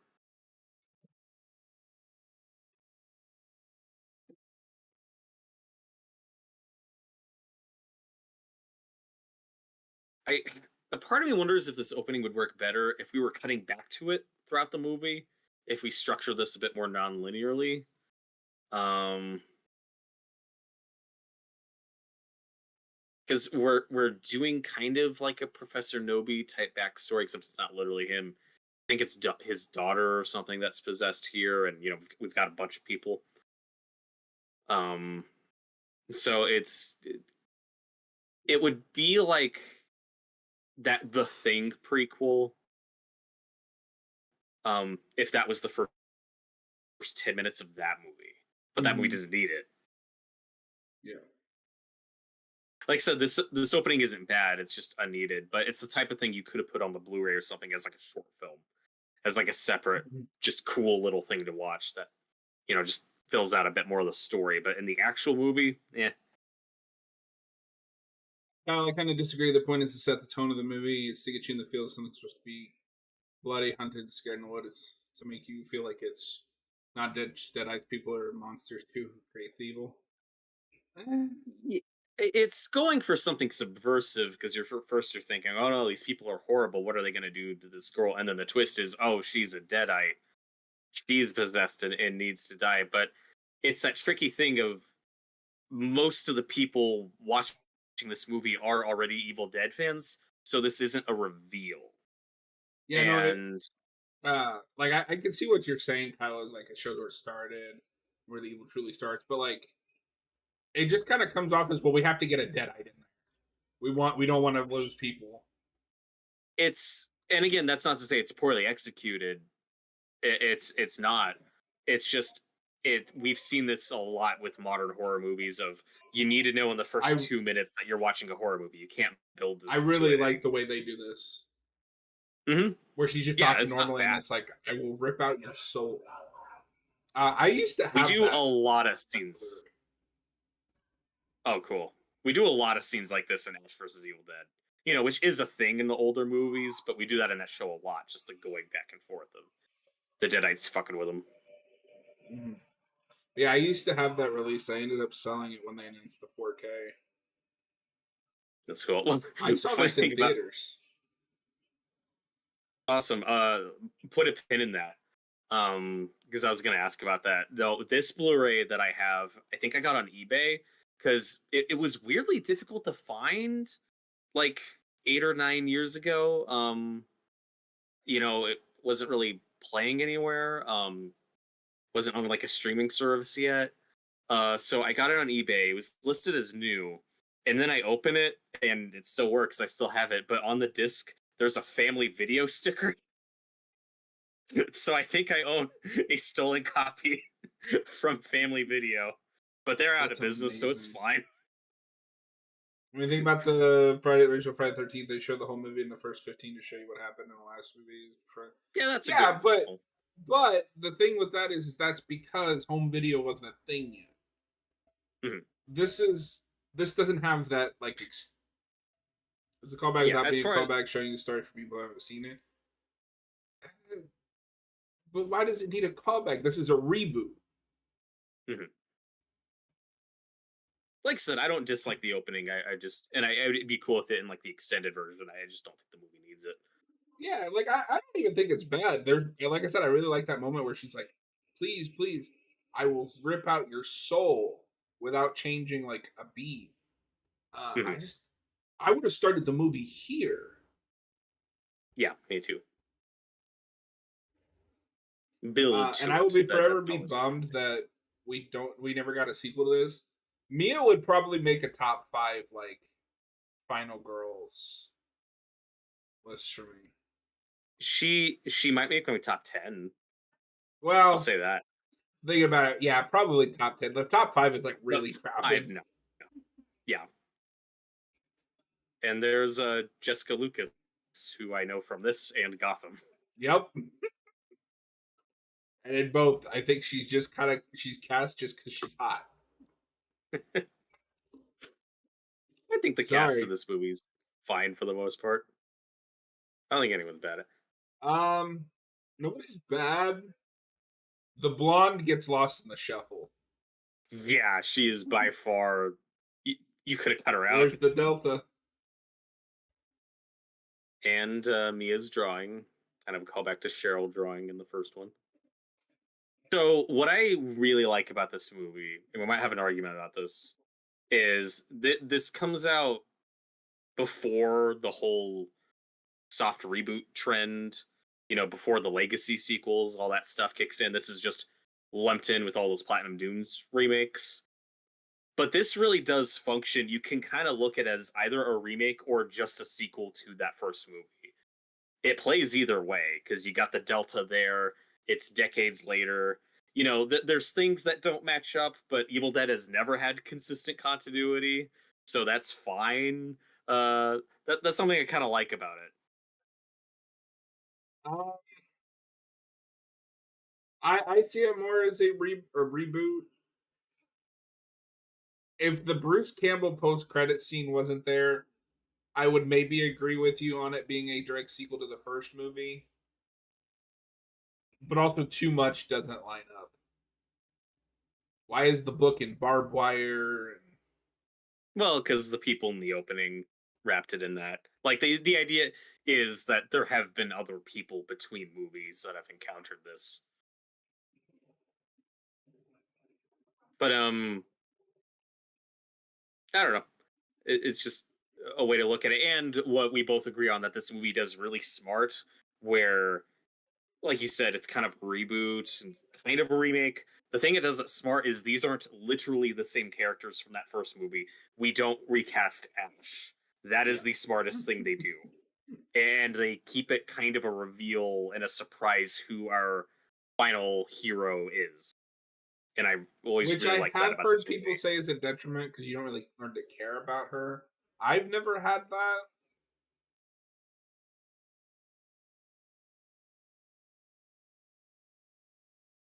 But What? we can all agree the real villain of this movie is Eric, or whatever his name is.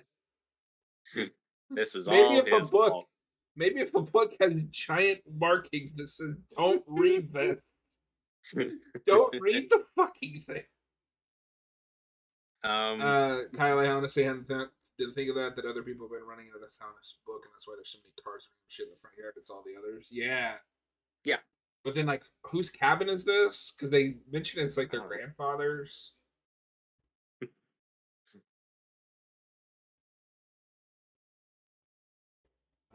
I've kind of liked Fede Alvarez a lot. Like Texas Chainsaw was a misstep, but he's not No, directed a bad movie.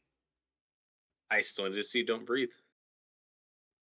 It's not like Uh, amazing, but it was good. And then everybody freaked out because two does what all of the sequels do, where the bad guy becomes the protagonist. Yeah, I think and it's not fair because I haven't seen the movie, but have you ever seen Sicario I have not. I want to. with Benicio del Toro? It's really good. Um, and Says then the the man that second hasn't one, seen it. no, I've seen the first one, but the Oh, okay. second one takes Benicio del Toro's character, who is established as a guy who will literally do anything monstrous in the first one, and kind of makes him the protagonist and tries to put him more of the hero box in the second one. It's like, no, let him be bad. Let him do bad things. Okay. You probably should replace that with saying I haven't seen the second one. Yeah, I worded that poorly. You have chosen poorly. So what I really like about this movie is, and why I think it really works as a companion to the first one, is this one actually has a story. It has a really good setup and reason for these characters to be at this cabin. It's because our lead character Mia is an addict and they're trying to get her to go clean.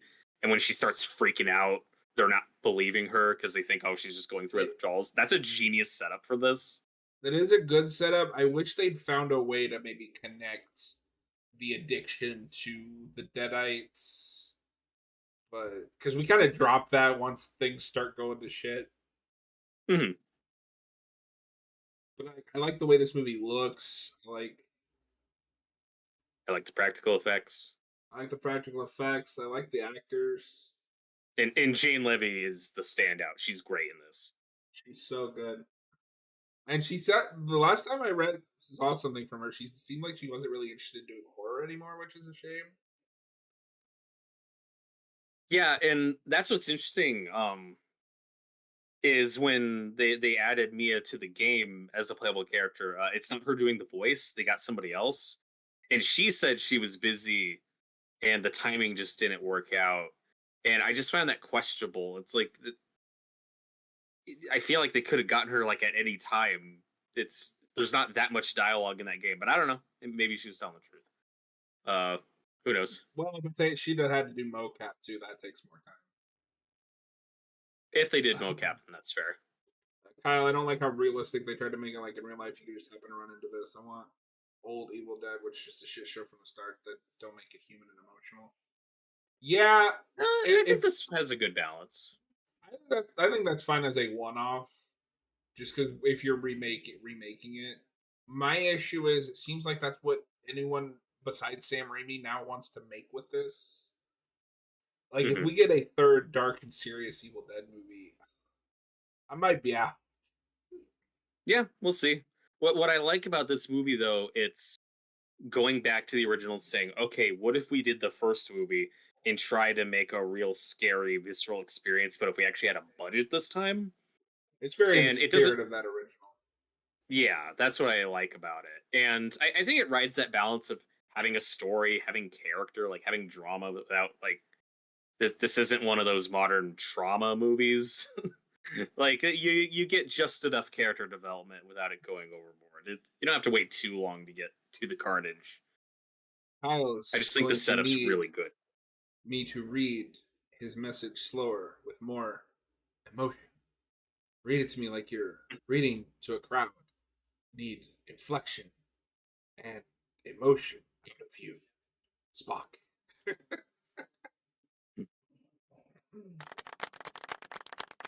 Thank you.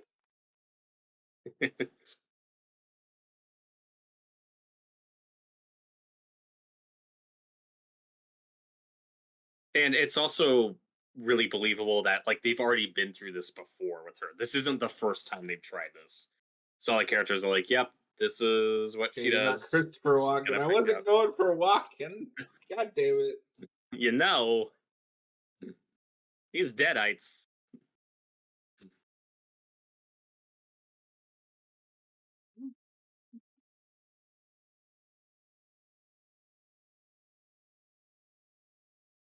So you mentioned it earlier.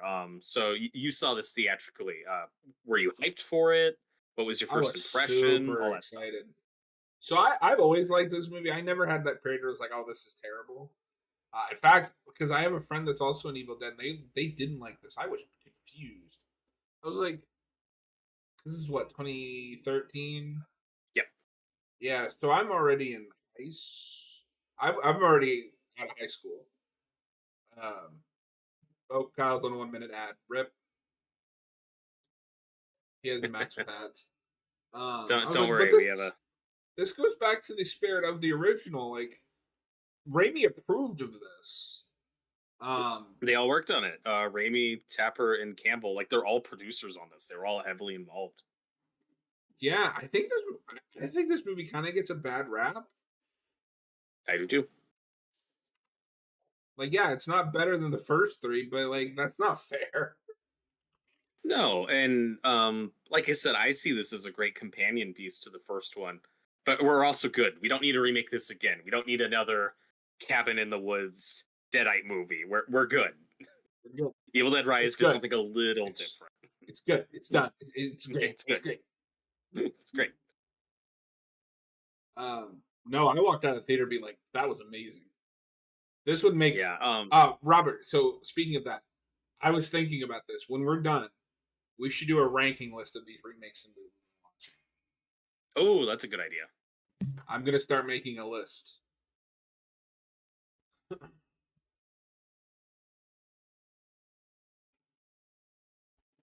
It'll have 2 total films with 1 clear winner. We haven't even finished it yet.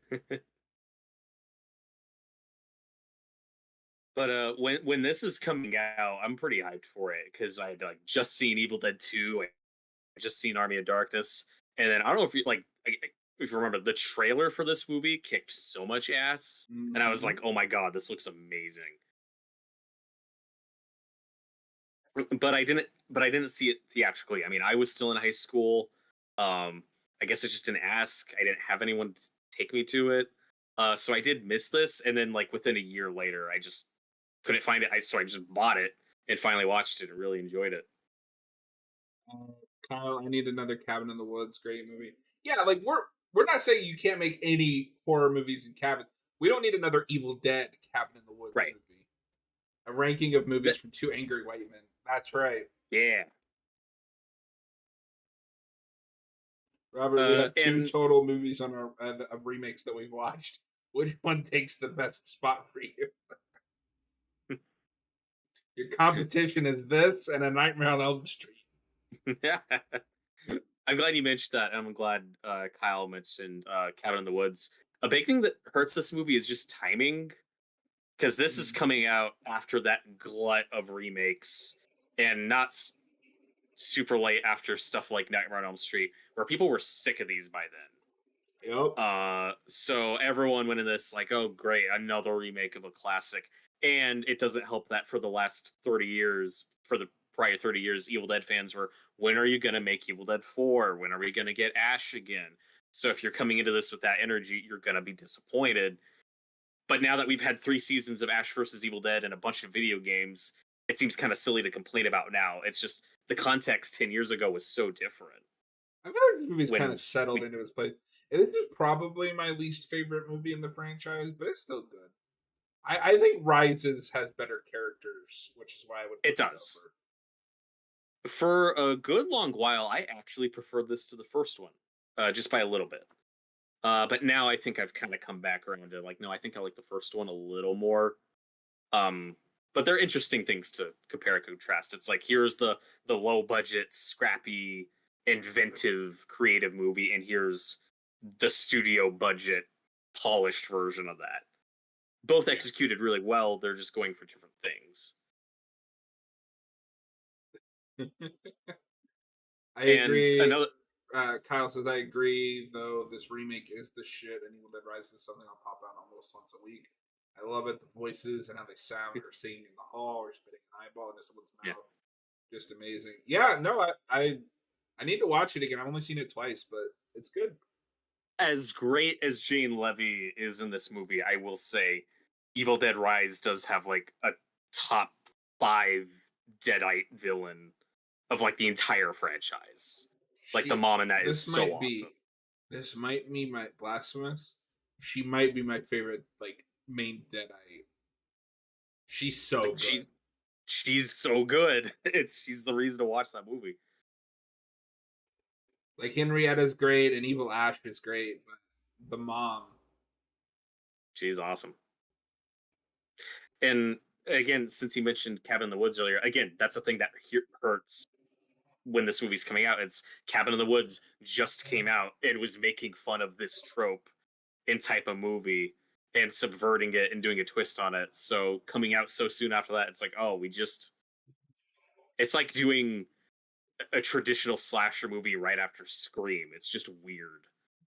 And it's not going to hit Hey, the same way. maybe don't read from the book. That's fine. Just a book. How is the mom in Rise is still somehow so hot to scare?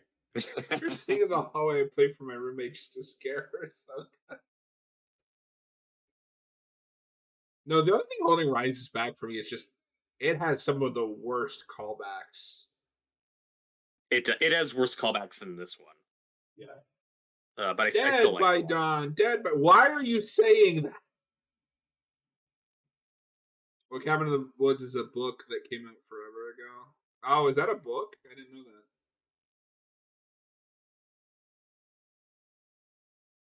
So far, I think the only callback in this that I found unnecessary is the necklace.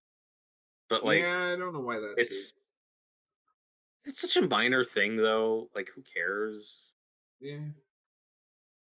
Because again, when this movie comes out, a lot of the complaints are, "Oh, it's nothing but callbacks. It's the same movie. It's remember this," and I don't know. I think this movie's kind of restrained when it comes to that stuff. Like, there's a couple. Also, unless it like stops the movie, I don't care about callbacks. Like they're cool. Yeah, it's a remake. There should be some repetition. No, it's far worse when the movie stops so that the Deadites get. I just have this is my go-to example.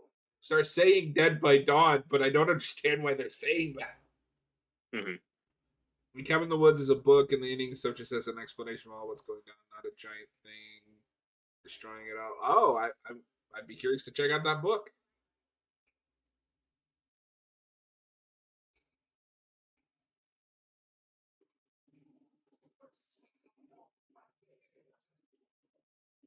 And this movie, to their credit, like I said, there was still a lot of effort put into this. This was not an easy breezy shoot. Like there was, didn't this break a record of like most fake blood ever on camera in a movie or something? They did go all out with the practical effects. Like that is the big thing this has going for it. I would be That curious. stays true.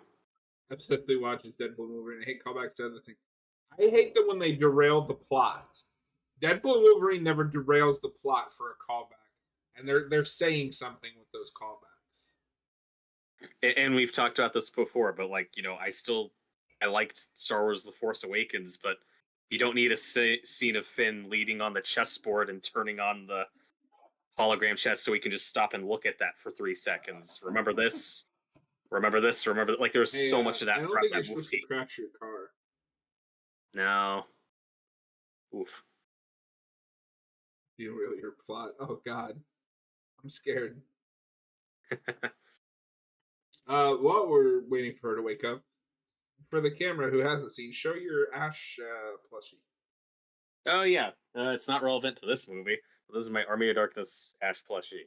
Well, it's great. A friend bought this Great. for me years ago. They just found it. Yeah, it's great. Great. How you like I, Force Awakens? Just okay, subject. Just mute him for the rest of the commentary. You know, I've thought about it sometimes, but it'd be boring if I you was the only one talking. I said I liked it at the time, and so did everybody else. I mean, $2 billion. No, I find people who are like, "Oh, that movie was never good. It was just A New Hope again, really cringy." That's what we all wanted at the time. Right. It made $2 billion. Force uh, Awakens is not the problem. The problem is what came after. mm.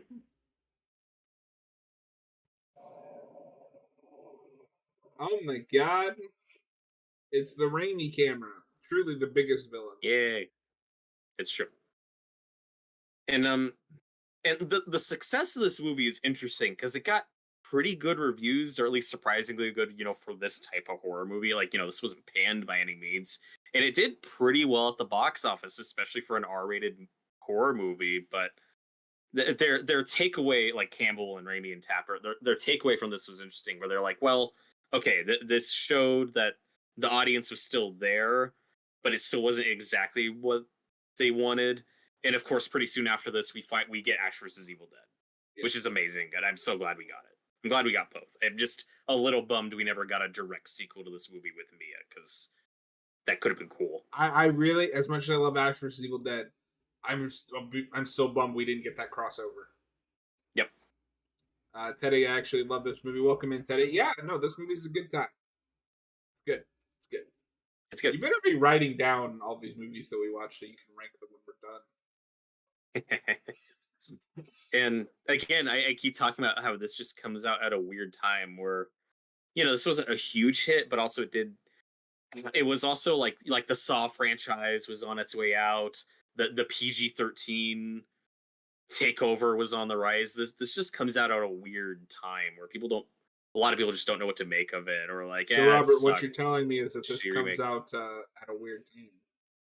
Adam March, hey Mm, guys, how's the double feature going? kind of a It's stretch. going. It's going. Good. It's good. Kyle's keeping notes. Well, that's at least somebody is. So I think this scene also does a pretty good job at doing the tree scene from the first one, just a little more tastefully. Like it's still there, it's still horribly fucked up, but I don't know. I think it hits the right balance. Yeah. Evil Dead honestly might be my favorite horror franchise. I like all of the films and the show, and none of them are oh it's bad, but I like it. Yeah, no, Right. I think it's inarguably the best horror franchise at this point. Yeah, we're all in agreement on that.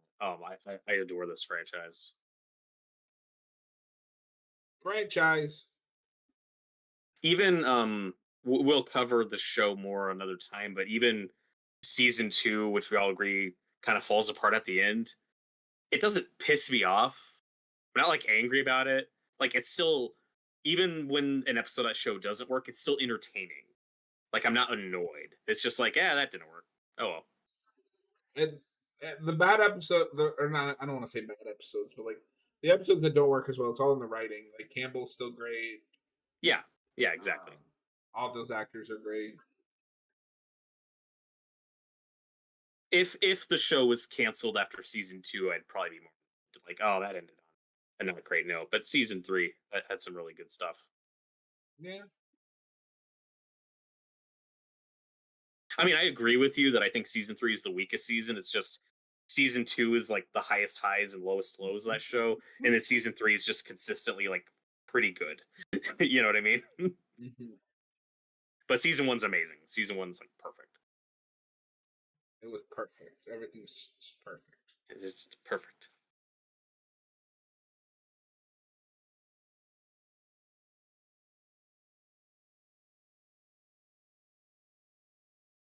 And I'm also glad that Army of Darkness has also been kind of reclaimed and reappraised, because for a long time, Army of Darkness, even though it was liked okay, it was also the movie that killed the franchise. It was a big old flop.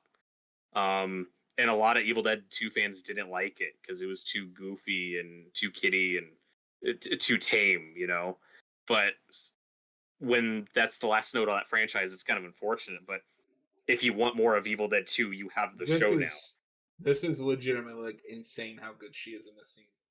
She's so good. She plays the transition like from just normal to full Deadeye very convincingly. Scenes like this are just burned in my brain because of that trailer. I watched that trailer a million times. Looked so awesome. Yeah.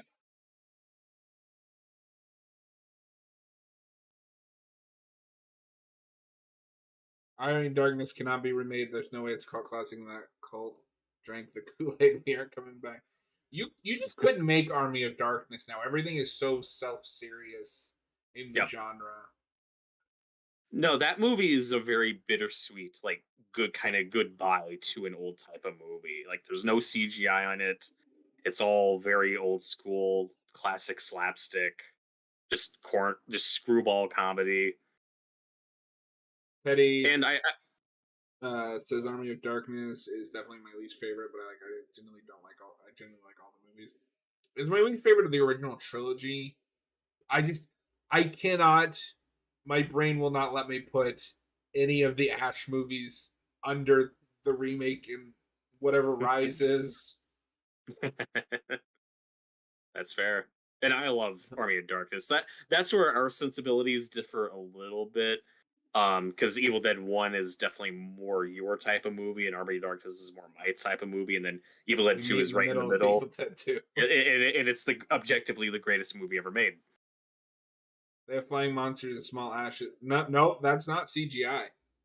That is all movie magic, my friend. Yeah, all very clunky, very sometimes Sometimes really unconvincing. poorly. Oh, Composited movie magic. the evil ash, the little ashes are. Oh my god. I like some of it. Some of it's funny. The worst shot is when they're like pressing his nose so his mouth opens so the other Yep. evil ash falls in.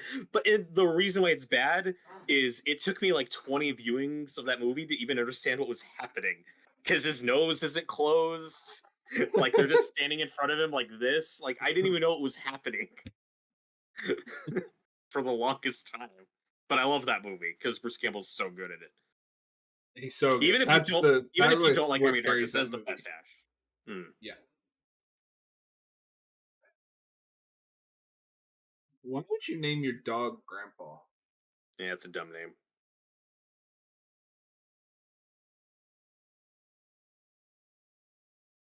This is the shit I find real disturbing. Um, just from his perspective, like, oh my god, is she that far gone that she killed our fucking dog? Like, what is wrong with her? Like, that's such a scary situation to be in with a family member.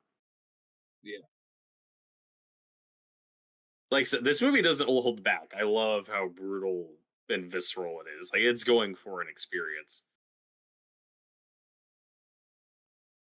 And why I think a lot of us think this is the best horror franchise is the variety. You get Evil Dead 2 and Army of Darkness and the show and this. Like there's something for everybody here, you know. It's just so cool how many different tones and styles we get to see. Teddy, did you know the girl from Evil Dead Rises is in Stranger Things 5? Which one? That Uh, doesn't tell me much, unfortunately. that's, I need just a little bit more, you need Teddy. more context.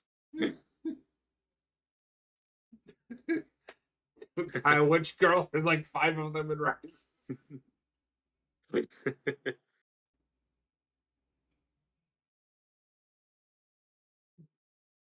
The youngest one. Oh. Oh, Well, cool. okay. Cool.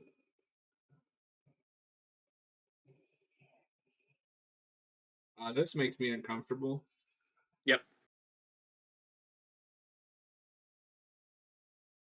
It's boiling acid. Look, I only seen Rises once. Watch it again. I love how you keep calling it Rises. It's Evil Dead Rise, John. Hey, to be fair, I read it verbatim.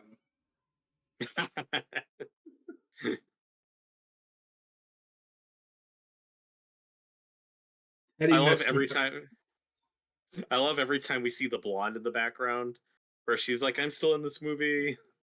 I'm Why? still here. No, so Rise kind of recontextualizes for me too, because that movie all but confirms there's just multiple Necromonicons. Yes. So I very much read this as a different Necromonicon than the one in the original trilogy. Mhm. And then Rise has its own Necromonicon. Yeah, Necromon Necronomicon. Necronomicon. Damn it, Necronomicon Ex Mortis, also known as the Teddy. Book Evil Dead: of the Rise Dead. of the Planet of the Apes is pretty good. I mean, that's true. That's the crossover I want. I agree. You bastards! You flooded it. Why are you torturing me like this? Why?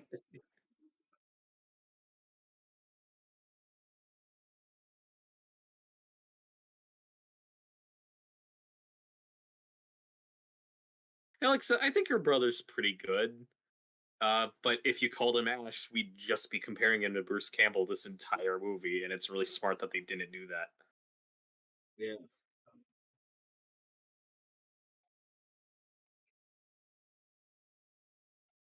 That blonde's like, I get to speak now. I Kyle, don't read the I'm your Latin. girlfriend. Never read Latin. This movie also had kind of that unfortunate circumstance of like they went with the oh this is the scariest movie ever made marketing push. Which you should I never do. I hate that. Teddy, look, movies taught me that reading Latin leads to trouble. Exactly. That's just correct. Yeah. Hey, dumbass, don't read from the book. Like I said, he's absolutely the character you can shit on the most, but I do think the actor does a good No, the actor's fine. I just think he's a dumbass. job.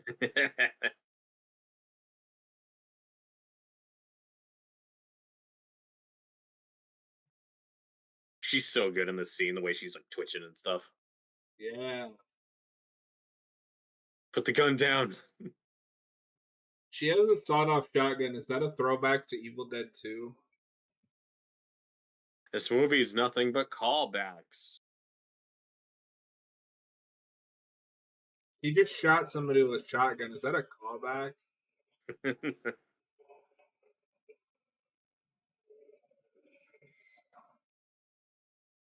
Oh, they said the thing. And I think this is lifted audio from the first one, the one by one. So I think that is the same audio. Probably. It sounded kind of like it. Hey, maybe hurry up and grab the gun. I think the one thing that kind of holds this movie back as an Evil Dead movie, But still, this scene's so disgusting. I remember seeing that. uh It's like a millisecond of a clip, but that's in one of the Red Band trailers. I was like, mm. oh my god, like they're going that far.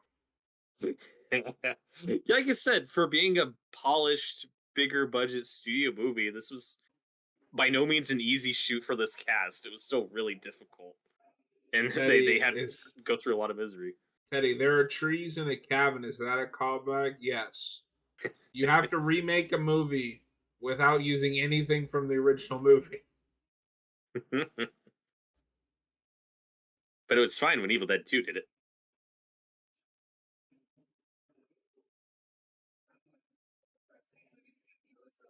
But what I was saying earlier is, as an Evil Dead movie, I think the main thing that holds this back from some of the other ones is, aside from Mia, none of the other Deadites in this have much personality. They are kind of just zombies trying to kill them, Although and then they Jessica die. Lucas does have one of the coolest like reveals in this movie.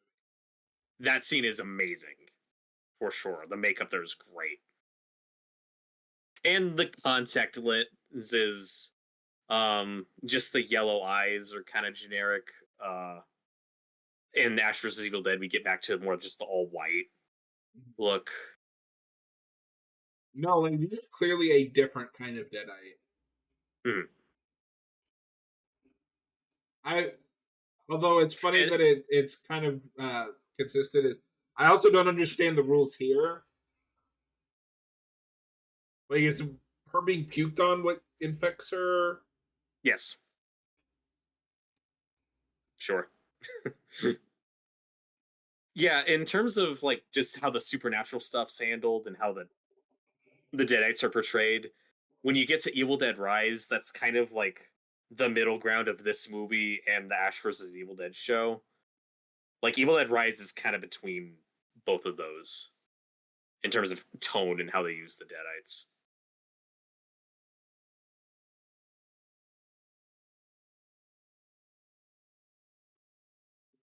Jessica Lucas, this is no time to panic. Don't just stand there. Oh. The rules are don't do drugs, drunk, don't have sex, and don't say I'll be right back. No harm rules. That's true. But wait, nobody's had sex in this movie. Yeah, it's true except for when it's not. Oh, and don't read Latin. That's rule number one. Don't read Latin.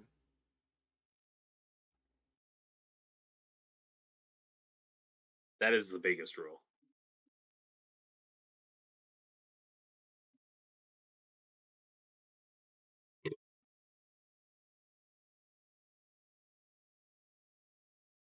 We're 40 minutes.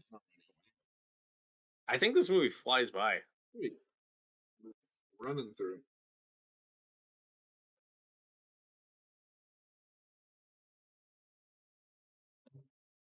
I'm sad you all don't know the reference Scream. I mean, of course I know the reference Scream.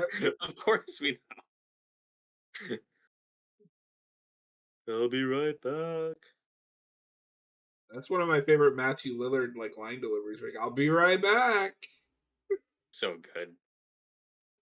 I don't know what the fuck you were doing there for a second, but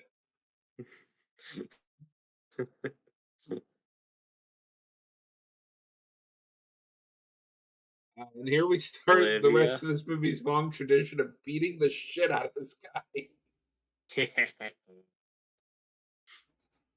No, one thing I wanted to mention that I find really effective about this movie is the most effective scene for me in the first one we talked about earlier is the gag with the pencil and the ankle. It's so painful and hard to watch. This movie is like, what if we took that moment and did it Made it like the 50 entire times? Oh, this needle Exactly. bit that's coming up is really hard to Ah, watch. oh yeah. Oh no.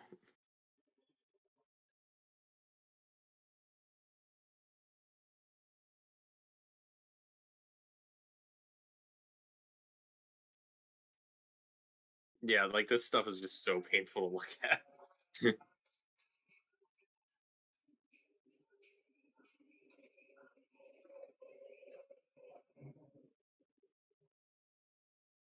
What the scene is missing is him shouting, "She's killing me!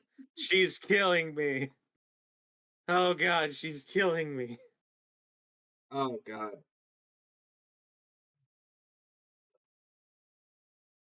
Oh, that, and again, all 100% practical and camera. Just that little gag of him pulling the needle out of his eye, like just that's just an in-camera makeup effect.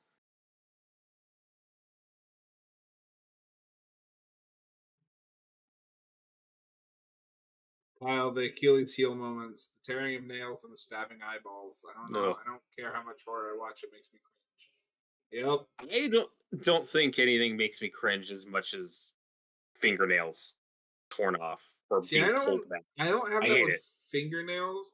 I've discovered I have that with teeth Oh, interesting.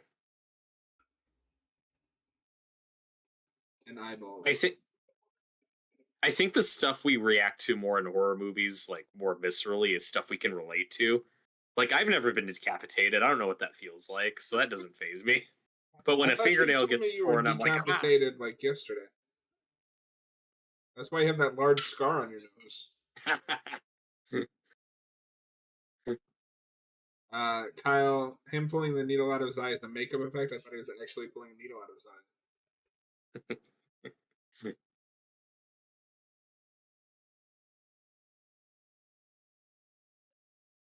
And like I said, that's probably my main gripe with this is when people do become deadites, we dispatch of them like really quickly. Mia's the only one who gets to kind of stick around the whole movie.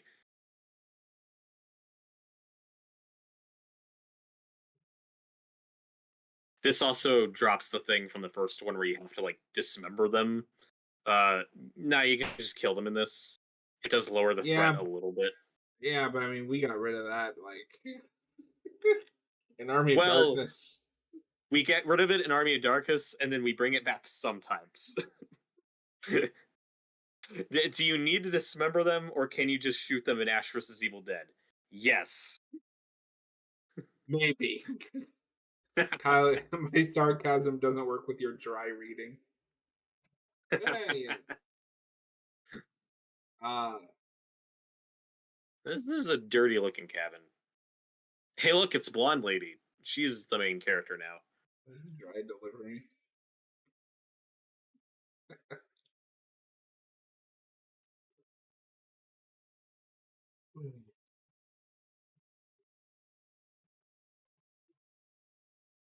Yeah, I mean, obviously, we're going to get to a lot more of these, but as far as underrated horror remakes go, like this one ranks pretty high.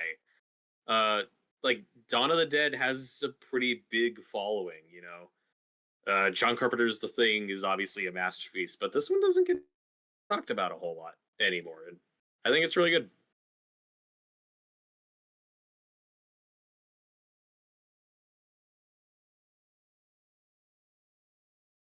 God, his delivery was so dry he had to drink some water. Oh, that's right, Jay.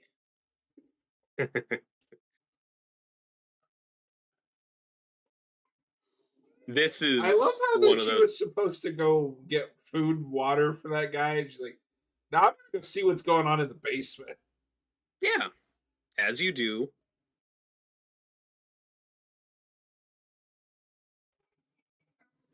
This is one of the big disgusting scenes that was like all over the Red Band trailers. Hmm.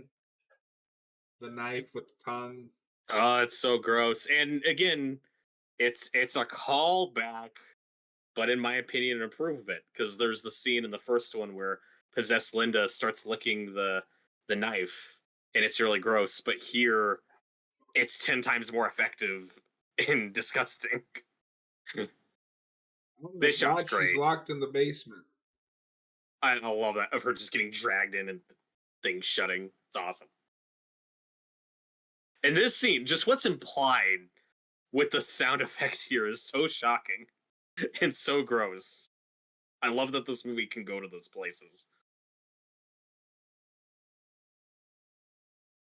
It's even creepier, at least on this transfer, because it's so dark.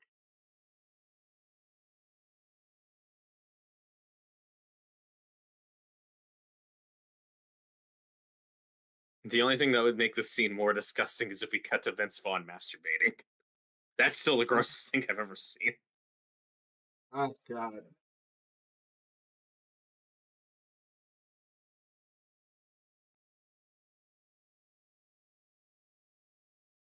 Who directed this, by the way? This is Fede Alvarez, who recently directed Alien Rhombus. Which is pretty good. It is the third best Alien movie.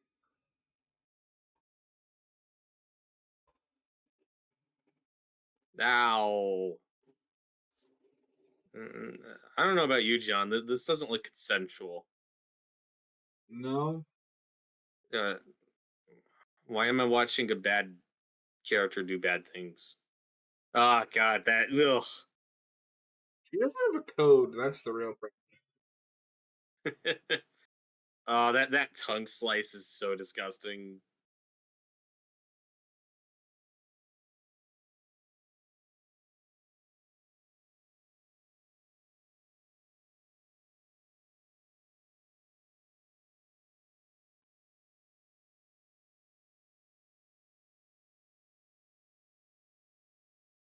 And like that line, I'm shocked they did that. I can't believe we went there. So I'm noticing more of a pattern on this watch. This one, it is more like a virus where it's spread through blood or through Mhm. contact of some kind.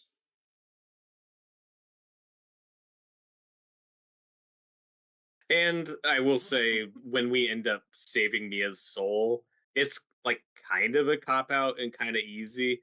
But so is it with Ash and Evil Dead 2. So like, who cares?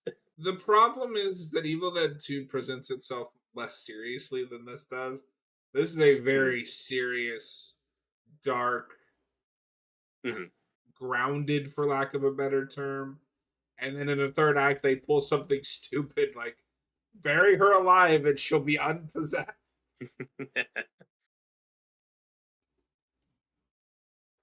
I think it's fine though because I like the subversion of I do like the subversion of burning the book, yeah. Like no, they can't destroy it. That's a great addition. which is why I think it's a different Necromonica. Mhm. Necronomica. Any other night, Necronomic I would be God. able to say it with no problem. God. God! But what I will say though is, even if the way we get there's kind of a cheat, I don't care because Mia is such an awesome final girl at the end of this, and This it's a is great one of the. subversion. I will say this. This movie's. If I rated it right now, it's like a 3.5 out of 5. That's third act of like most movies. The third act rules, and it's just really cool because going into it, she's the first one possessed, so she's the last one you expect to be the hero at the end. You're like, oh, she's a goner. Hey, is her hand got bit like Ash? Is that a callback? Oh, this is gross.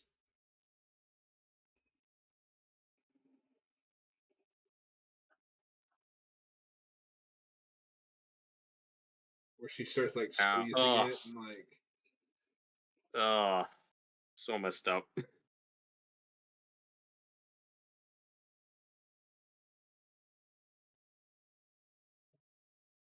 Hey, Kyle, we have the timestamp on the screen. If you want to just fast forward to that to catch up, it's fine. do we see her again, or is it just like now it's Rise and we're in a big city in a shitty broke apartment? See who? uh, if he's talking about Mia, we haven't seen her again. She's still out there somewhere. Yeah. She's off in the Evil Dead game fighting Deadites. Yeah, that's the bittersweet thing about that is if you wanted Ash and Mia teaming up, at least we kind of got that in the game. Like that's something. I'm glad she was included. The only disappointing thing is I do wish the Deadite monster we got at the end of this movie was a boss in that game. That was unfortunate. Also, I like the ending of this movie, and I'm glad they didn't go with what they originally shot. Wasn't she like fucking explodes or something? No, they. I don't think they did that.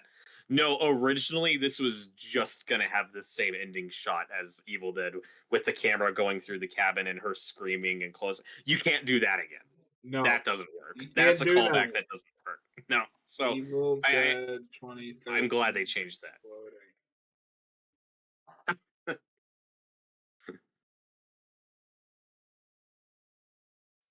Yeah, Evil Dead Reboot cut ending had main character explode into a blood bomb. Apparently, this was another ending. Interesting, because I don't think that's on the Blu-ray or anything. The original ending, we shot some of it, ended like the original movie. Mia was going to walk out of the house. She was limping away from the house, and suddenly the force, the camera. So what you just said, she turns screaming at the end. In the script, we went a little bit further, and you say, well, that's what we saw in the original movie. So I think she should see more. So what we will see due to this shot, and after she turns and screams, we'll see what happened to her. It was written out. She levitates for the first time because you never see levitation in the movie. It was kind of the rules of our Evil Dead to never see anything that tells you right away that you're in a supernatural. So no one floats in Evil Dead, but in the last minute she will float. God, this person rambles. Suddenly her body was all tensed up like the Exorcist style, and they were gonna rip her apart like every limb or something like that. She was gonna explode. So that was That's. I mean, that's better. no, that's terrible.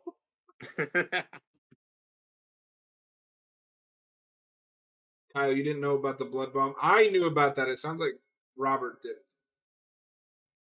Yeah, I just knew about the other alternate ending, or just the simpler version. Oh, Jesus. I also love that we do get a callback of her Ash sawing off his hand. We get her cutting off her arm, except it just doesn't work. It's like no, she just bleeds out and dies, and then becomes a deadite. I think that's funny.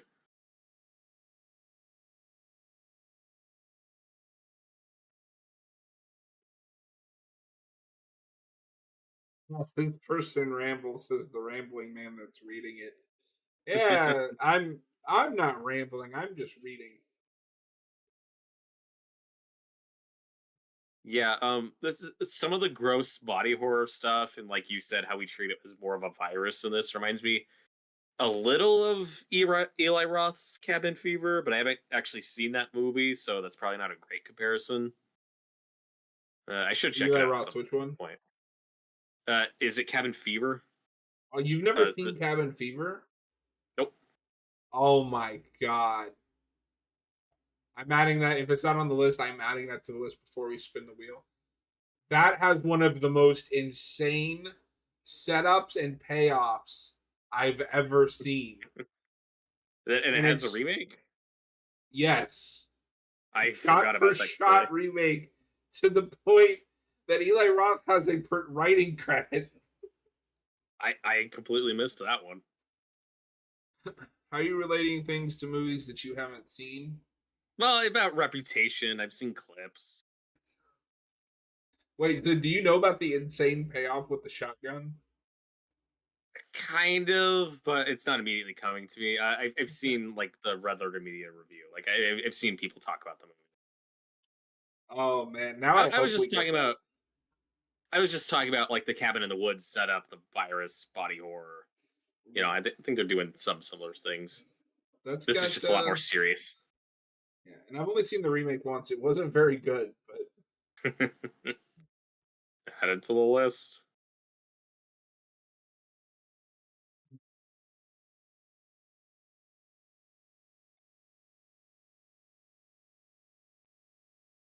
I'm glad you mentioned it because that is one I forgot. And Ty West directed the second one, and disowned it.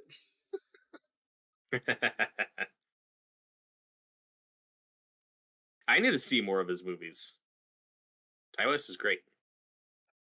Oh, I thought you were saying Eli Roth.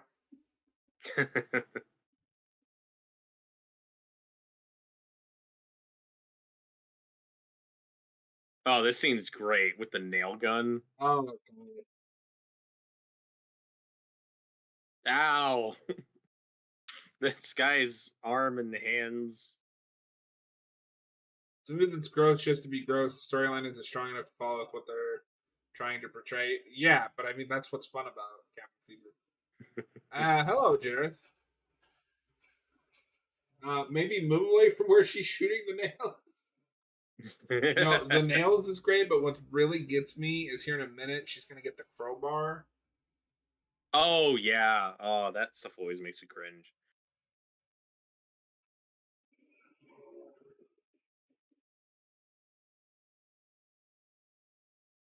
Yeah.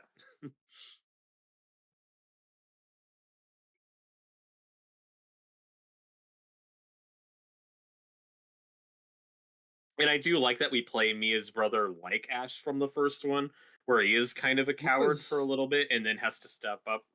the first time I saw this, I thought he was like the next Ash. I was like bummed and shocked when he died. It's a good twist. Kyle, my ass was watching Happy Christmas movies before this year. Bad influence. Christmas movies are overrated. We do need to It's make time. November.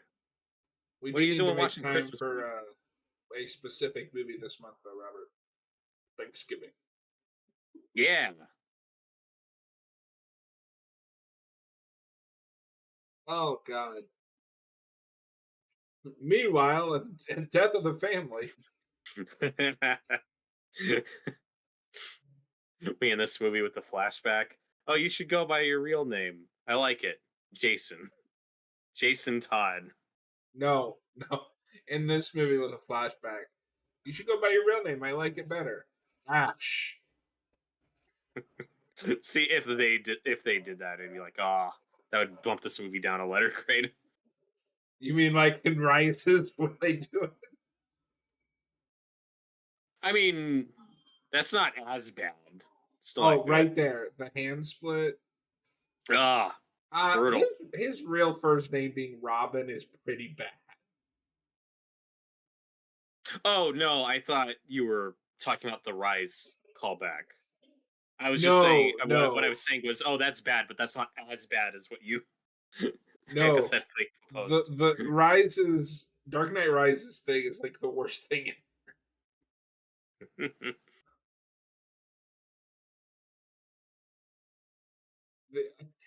Oh, Jared. Don't give it away. Robert doesn't know what we're talking about.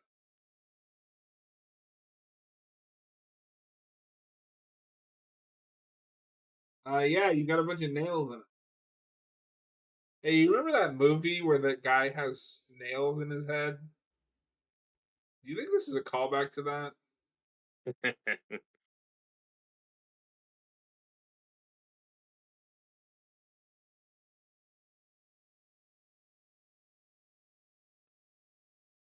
She's dead, Jim.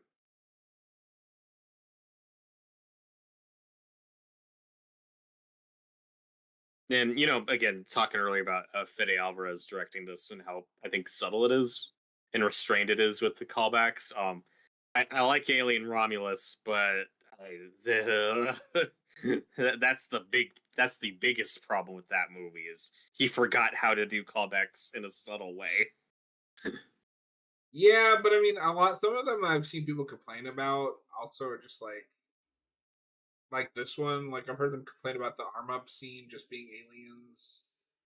The only one that really took me out is just the robot, and that's all Ridley Scott.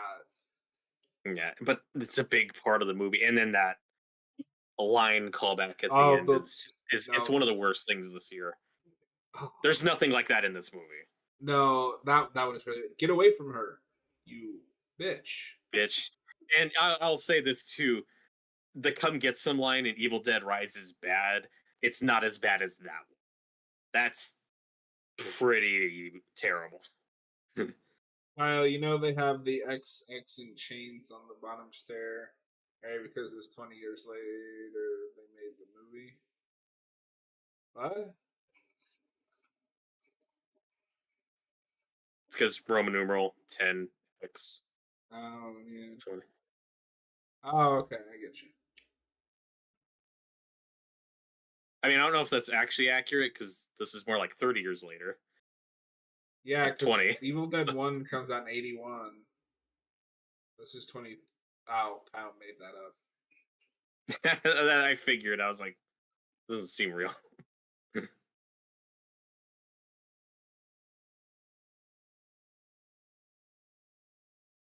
What is this? Our shitty movie details? Oh, I love that subreddit.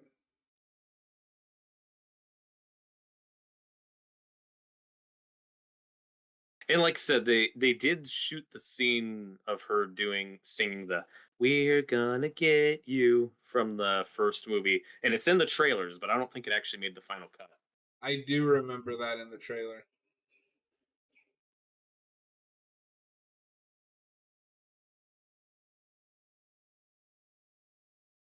Be a man, killer.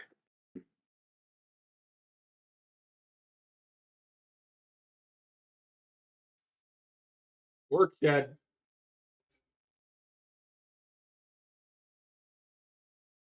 I will say this is a little distracting because this movie hasn't looked like this up until this point, and now we're just doing the Sam Raimi hard cuts. That's fair, but the big It's thing not a everyone complaint. It's just weird. If you're gonna do that, you can't just introduce that in the third act. it's yeah, it's so a lot of this movie is very Fede Alvarez, and then there's scenes like that where it's like, okay, now it wants to be Raimi. It doesn't bother me, but that's fair. But the big thing I remember everybody harping on was, oh god, that chainsaw fake out was so terrible and forced. It's 1 second. Yeah, that's silly. It's and it's a Uh, subversion. What the scene is communicating is, oh, he might grab the chainsaw. No, he's grabbing this other thing because he's gonna try to save her. There's still a story component to it. Like I don't Kyle, I remember watching this and hoping so much that this wasn't gonna be the new Ash. Yeah, no, I mean I like this guy, but like him, but I, he couldn't have carried a sequel like Mia could have. yeah, David is his name. That's the problem, though. Is if you called him Ash, all you'd be doing watching this movie is comparing him to Campbell.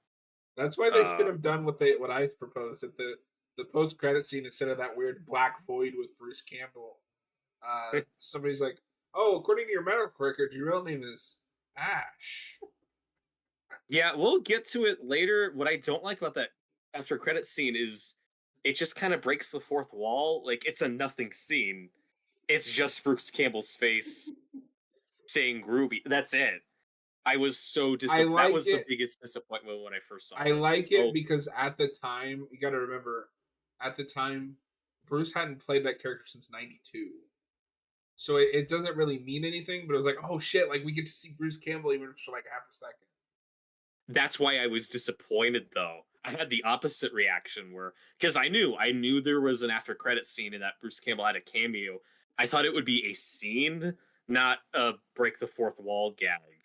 So it was just kind of a nothing moment and Oh, was so see, Like, And oh admittedly, that is where our different experience will differ because I saw this in the theaters and I didn't know that was coming.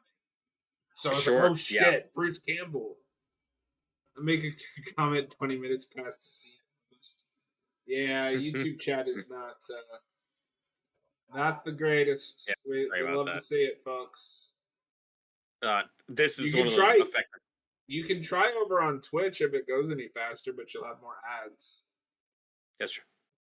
But oh, that scene of her slicing his arm with a knife, like, ugh, it's Yeah. brutal.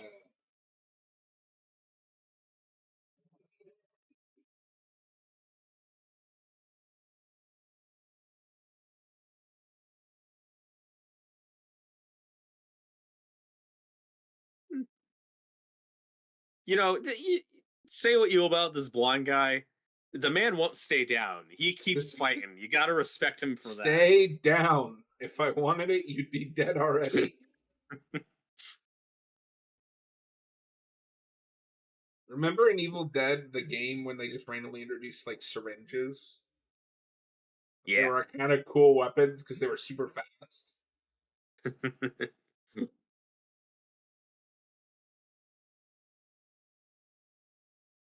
Hey, buddy, you doing all right?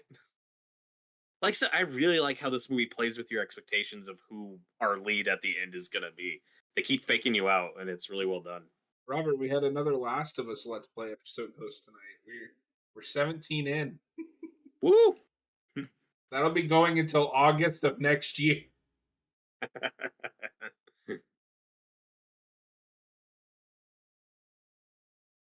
um, and like I said earlier, I like this movie a lot, and I used to prefer this over the original, but I have flipped back around to preferring that first movie just because I mean, that's at just the the end of the correct day, opinion.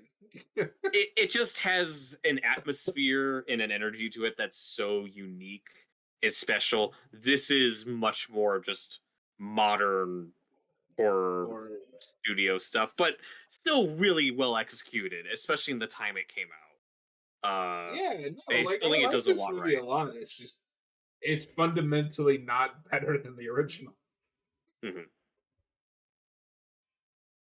I also don't Well, know why and the Necromonicon has to spell out what's happening in the movie.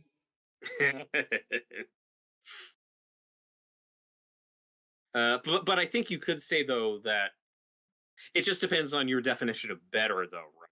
Like, what's the better experience versus, well, in my opinion, like, this has a better story. It has better characters. Like, there's more Robert, thematically going on in this everyone except me is dumb. movie.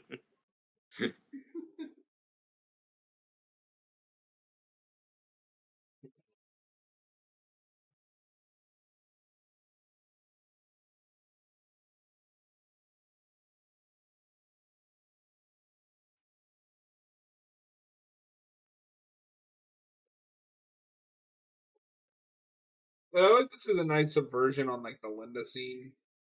Mhm. All right, we out here. Oh, hey, what's up? Kyle has moved over to Twitch. Oh, Maybe you'll cool. have better luck.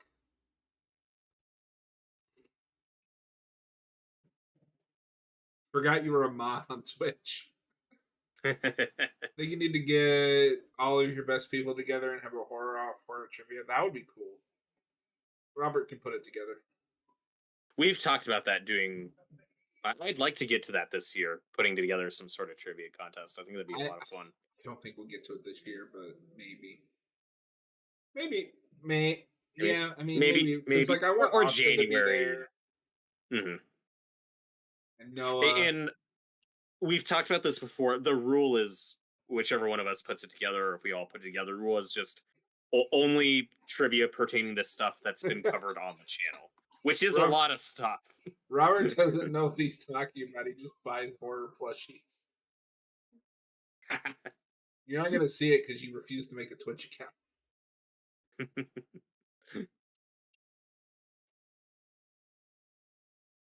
And I didn't buy it. It was a gift. He just Check gets gifted me. horror plushies. I do. Like I said, this is kind of easy. It's kind of convenient. It's probably the weakest part of the movie, but it still kind of works for me. Like you have to kill her to save her. Like, I think that's fine. It's whatever. I might have trimmed this down a little bit. This movie That's was fair. going, and now it's just like we're dragging a little. Yeah, yeah, for sure. But again, we don't repeat like the shovel decapitation scene. That would be especially egregious since we already repeated it in Evil Dead 2. So it's really good that that's not here. We don't repeat too many of the kills like shot for shot. I appreciate that. It severely loses its pace here. Yeah, exactly, Kyle.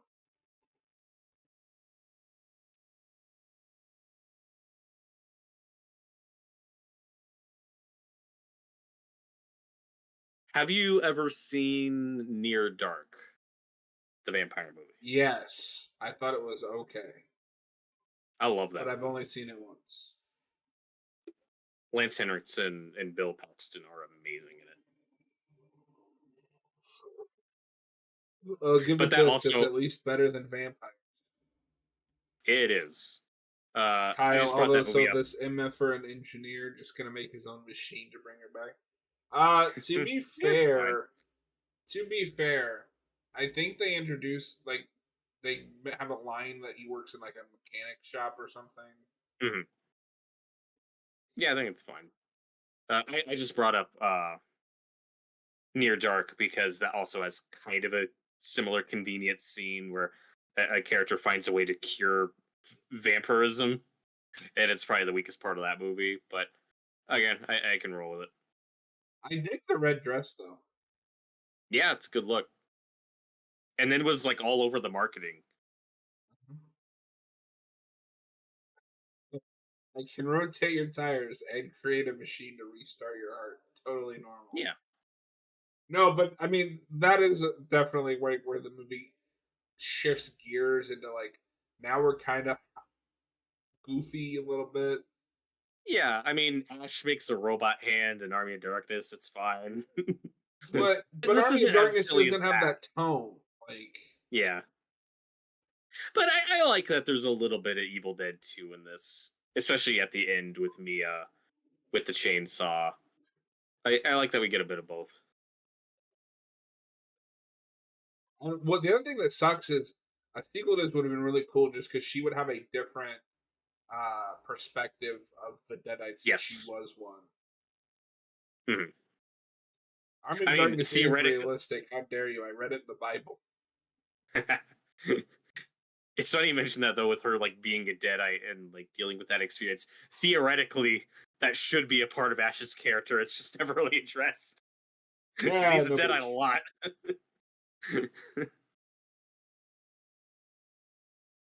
Yeah, but like this is a really good fake out. It fooled me the first time.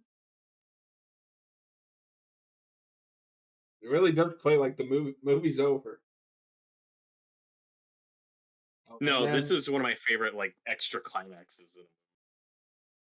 Oh my god. maybe don't take it out. You'll be fine. Oh, he took it out. And also, can we praise this movie for knowing how to do fucking jump scares? Yes. Just that camera shift to seeing the blonde guy there is so much more effective than "Dun." Like again, I don't think this and I've heard people say like, oh, that shitty Evil Dead remake, it's like all jump scares. And I'm like, what are you talking? Did you watch it? Like people act like this is like a conjuring movie or something, and I don't get it. But it's like the lack of jump scares that create the jump scares. It's fucking great. Yeah, exactly. Yeah. It's not a jump scare every 5 seconds till you're just numb. Yes. Want to drink yourself into an oblivion. One day we'll do the conjuring jump scare drinking You really want to deal with me drunk again? game. David. David. Oh my god, I gotta call my mother. I gotta call my lawyer.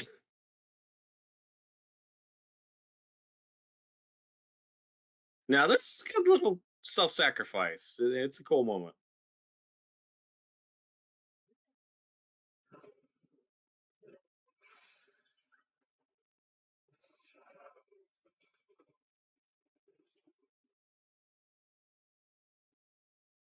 And then or for a second, here in a second. I saw Kyle, I saw Subject drunk once, and I don't want to be part of it again. He put ketchup on a pineapple pizza. Uh, Oh no. no, that's how you know he's lying because pineapple pizza is revolting.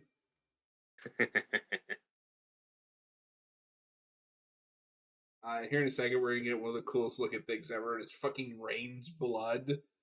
Yeah, this scene's so awesome. The cabin on fire. It's Oh, it's all so great. fucking heavy metal, dude. Also, you notice I didn't deny putting ketchup on pizza. I just denied eating the pineapple pizza. It's good. You should try it. Pineapple? No, God, I just said pineapple on pizza is revolting.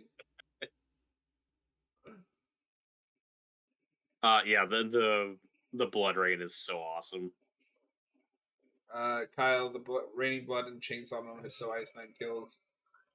Yeah, I mean, I was gonna go more literal with Slayer, but Yeah, there's a little bit of like Terrifier stuff with Sienna at the end of this, with just how brutal and hardcore and bloody it gets.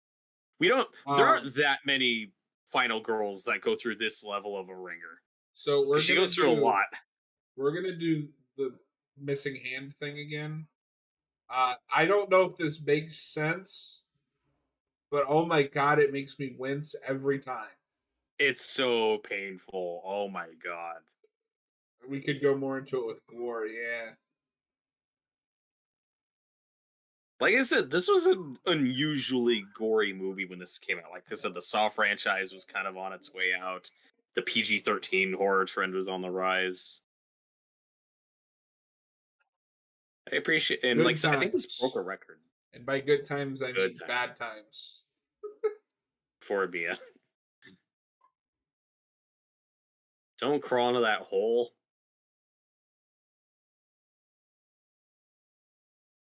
What do they call dog? Gore porn, torture porn.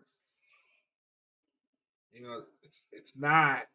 It's that at least that first movie. It's not really. No, like Hostel is torture porn. Yes.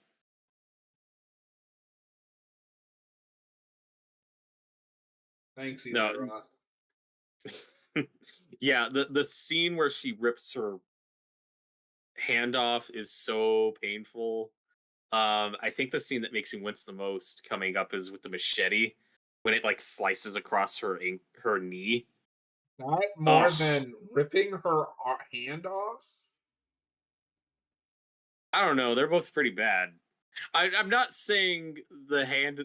It's as bad as the handing. I'm saying it makes me wince because I can feel it when I'm watching it. Kyle, torture porn. That's right. The first is good. The others get worse and worse. They lose the plot, storyline, acting, just went into torture. And see, I don't disagree. What I love about Saw is that it's plot above everything to insane degrees, where they'll make a movie just to explain the twist of the last movie. And none of it makes sense, but it's great. Also, can we talk about how awesome Jane Levy is in this scene? Yes. I've never had this thought before, but I am getting like very like proto Sienna vibes from the Terrifier movies. Okay, yeah, God. I'll give you that machete is pretty brutal. It's not just that she's stabbed by it; it slices her knee and then slowly slices out. I don't like it. It's so painful. No, I think Jane Levy could have a real big career in horror, but it seems like she doesn't want to do it anymore. Yeah. Jared Gerhardt, Eli Roth goes too far for me. Even in Thanksgiving, he went too far. Oh, really? Because I thought. Oh, really? Thanksgiving was really tame. I thought so. Kyle, I mean, at some point, about her insurance salesman and shit, ridiculous. Yeah, but that's what I like about it. It's insane. 6 is also pretty good. I liked Thanksgiving a lot. I think that's a really solid modern little slasher movie. I agree with you that I think it could have gone further. But I mean, that Thanksgiving dinner scene, come on, that's pretty disgusting. Like, that's a standout. Have you seen the trailer, like that fake trailer that the movie is based on? I wanted something like that. Yeah, they could have, but and I think that trailer goes further. Oh, it does. But I still think that's a fun slasher movie. And the trailer just has the greatest like announcing guy. Thanksgiving. Thanksgiving. Kyle also thought trampoline was. God damn it! Also thought Thanksgiving was pretty tame. The trampoline moment made me cringe, and the cornhouse colders in the ears go, but that's about it. Oh man. Oh, to be fair to Jane Levy, like, because this is all practical, and she did talk about this was a really hard shoot. I can see why Oh, she I probably believe it. doesn't want to do this again. That's totally fair. I get it. And like I said, they pay off the chainsaw. I like how this movie uses the chainsaw more than the first one does. Why did you just use? Oh God.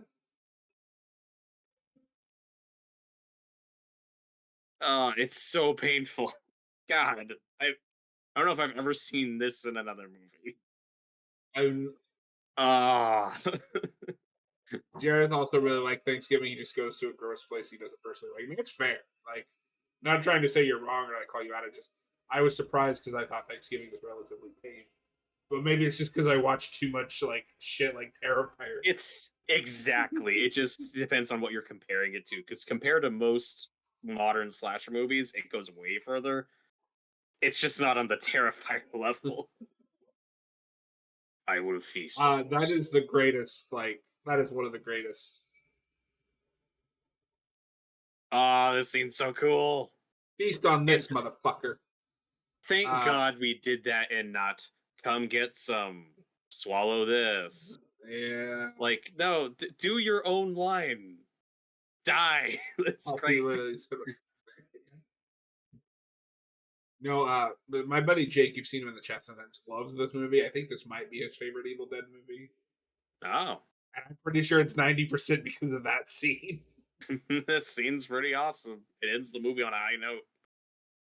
You could have cut the movie right here. I would have been satisfied. I mean, it almost does. We're pretty much at the end, but Yeah. I like that line, "Go to hell, bitch." Again, like, thank you for not This repeat. is just a visual treat in 4K on this OLED. The red from the blood, the fire. Yeah, so cool. Fire! Let's burn something. Yeah.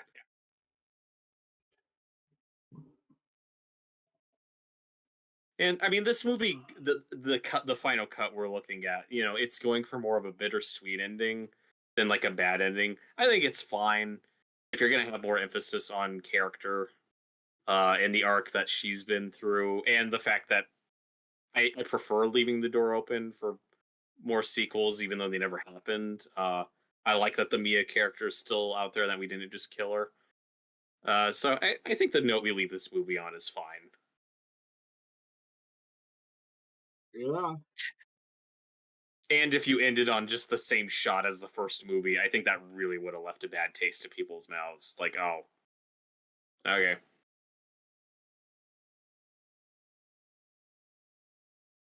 My head canon is that Ash picks her up from here and they go off. Hmm.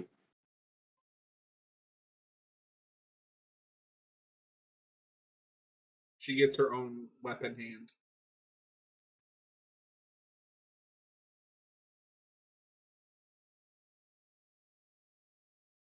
That was a damn good remake, Reed. Yeah, I like it a lot. And Mm. I just wish the after credit scene was an actual scene. But now that we've had Ash versus Evil Dead, all that other stuff, like, it doesn't bother me anymore. I just think it's unnecessary. Mhm. Although in this end credits montage, like, or during the end credits, I think they do replay some of the audio from the first movie, like some of the Professor Nobi dialogue, I guess we'll find out. based on the motion picture, The Evil Dead. Robert, while the credits are going, let's go ahead and spin the wheel. Yeah, want to remind people what we're spinning for? I will in just a moment. If you are watching this after the fact on the pre-recorded upload, thank you so much for watching. Consider hitting subscribe, and we'll see you on the next one. All right. If you're watching this live, we are spinning a wheel with a bunch of horror movies and their remakes. Oh, wait a minute. Kyle. Actually, it turned out she hallucinated this whole thing during a drug binge and murdered everyone for no reason. And then she slept in the woods and went home. The end. Happy story. Uh, Kyle, do we get spins? No, we're just spitting. You're just watching a spin. We're so this is gonna have a bunch of movies that have remakes. Whatever it is that we land on is the next film and remake that we will be covering. But we are each allowed one respin. Respin. Noah's already played his respin card. He's not allowed to do it ever again. I forgot how cool this in credits montage was. Like, there's some neat imagery. So I'm watching you choose terrible movies and watching Robert yell at me. All right, here we go, Robert. Are you ready? Let's spin that wheel.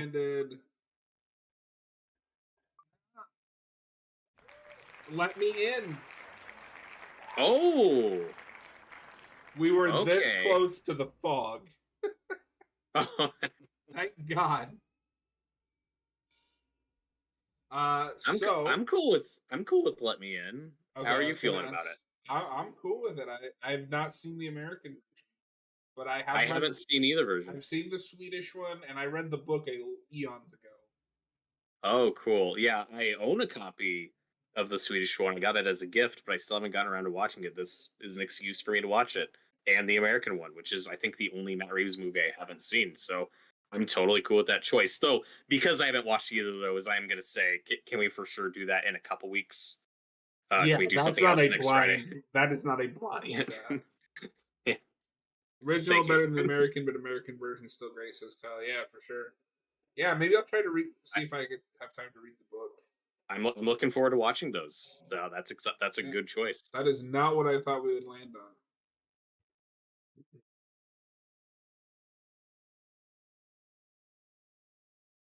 All right.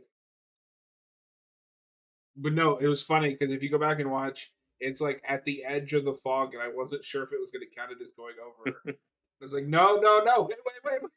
I mean, I would have been fine with that too. It would have been funny. Yeah. But these are both movies I'm actually excited to watch. And I've seen The Fog, but I've not seen the remake yet. But we'll get there. Yeah. It's cool that they still did a fake Shemps credit for the stunt people. That is cool. That's fun. Oh my God, is this movie satanic? I've never seen so much commentary with people who've never watched it before. That's why we're gonna watch it before we do a commentary on it. That's why we're doing it in 2 weeks, so we have time. What is the Swedish one? Let the Right One In? Yeah, the original is Let the Right One In, and the American one is Let Me In. Oh, there we go. The old audio is kicking in. Book of the Dead. These are cool credits. Yeah, I dig it. Okay, Let the Right One In is on Prime. And then Let Me In. What a weird title change.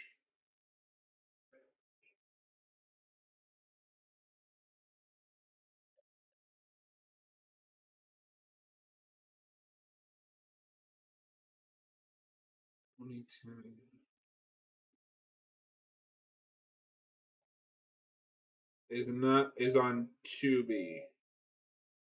Of course, so I'll have to try to dig out my Blu-ray if I still have it. Yeah, I'll probably just buy that Blu-ray. These people making up commentary, I don't trust Roberts anymore. That's probably you shouldn't. Hey, that's your mistake.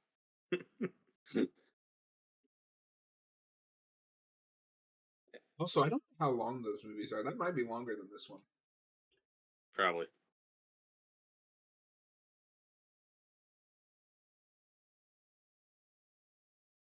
We can't call the commentary yet. We have to finish it. But I don't know. I just wish it was a scene, not this groovy. Robert, do you have a Let the Right One In plushie? I do not, but I should get one. I think you should get one before we do the commentary. The one positive thing, though, I will say about that Campbell cameo, it's kind of fortuitous since literally the next thing we get in this franchise is Ash versus Evil Dead. It weirdly functions as kind of a lead into that. So it all worked out. Yeah. But yeah, 2 good movies. Oh, so are we ranking these? I thought we would do it at like the end when we're done because we only have 2 movies. Yeah, well, I thought we'd go like one after another, like shuffling around. Because I mean, but we have to debate like what is better, the Nightmare on Elm Street remake or this? That's like, not a debate. We're gonna be here for hours. No. If Noah was here, it would be. Yeah, Noah was here. All right. So far, no, I think it'd be more fun as a regular thing. Like so far, this is the top remake. Okay, we'll see if Let Me In supplants it. Okay, I'm down with that. So yeah, so far this is the best remake we've watched. Nightmare on Elm Street is the worst. There's a very wide gap in quality between that these many 2. movies will fall in between. So next week, Robert wants to do Ash versus Evil Dead. Kyle, why not rank them as you watch them? Keep the numbers written down. You can have a talk near the end. I'll write them down. Okay, and I'm making a list, so I'll have mine organized. Robert wants to do Ash vs. Evil Dead season 1 next week, so we'll still be doing a little bit of Evil Dead, and then we'll do Let the Right One In. I'd like to keep this going to knock out some of these TV shows that we keep talking about doing.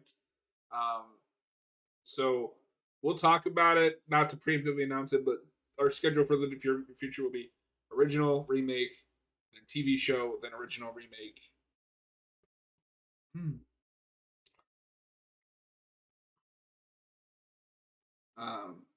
Because we're gonna make Robert watch Buffy, folks. That will get there. We're also going to keep doing gaming streams on Thursdays and Sundays. Gaming streams will not be going anywhere. We're just talking about movies. Yeah. Robert, as always, it's been an honor. We survived a 3-hour double feature. Woo! It went by like that. It did. Have a good night, everybody.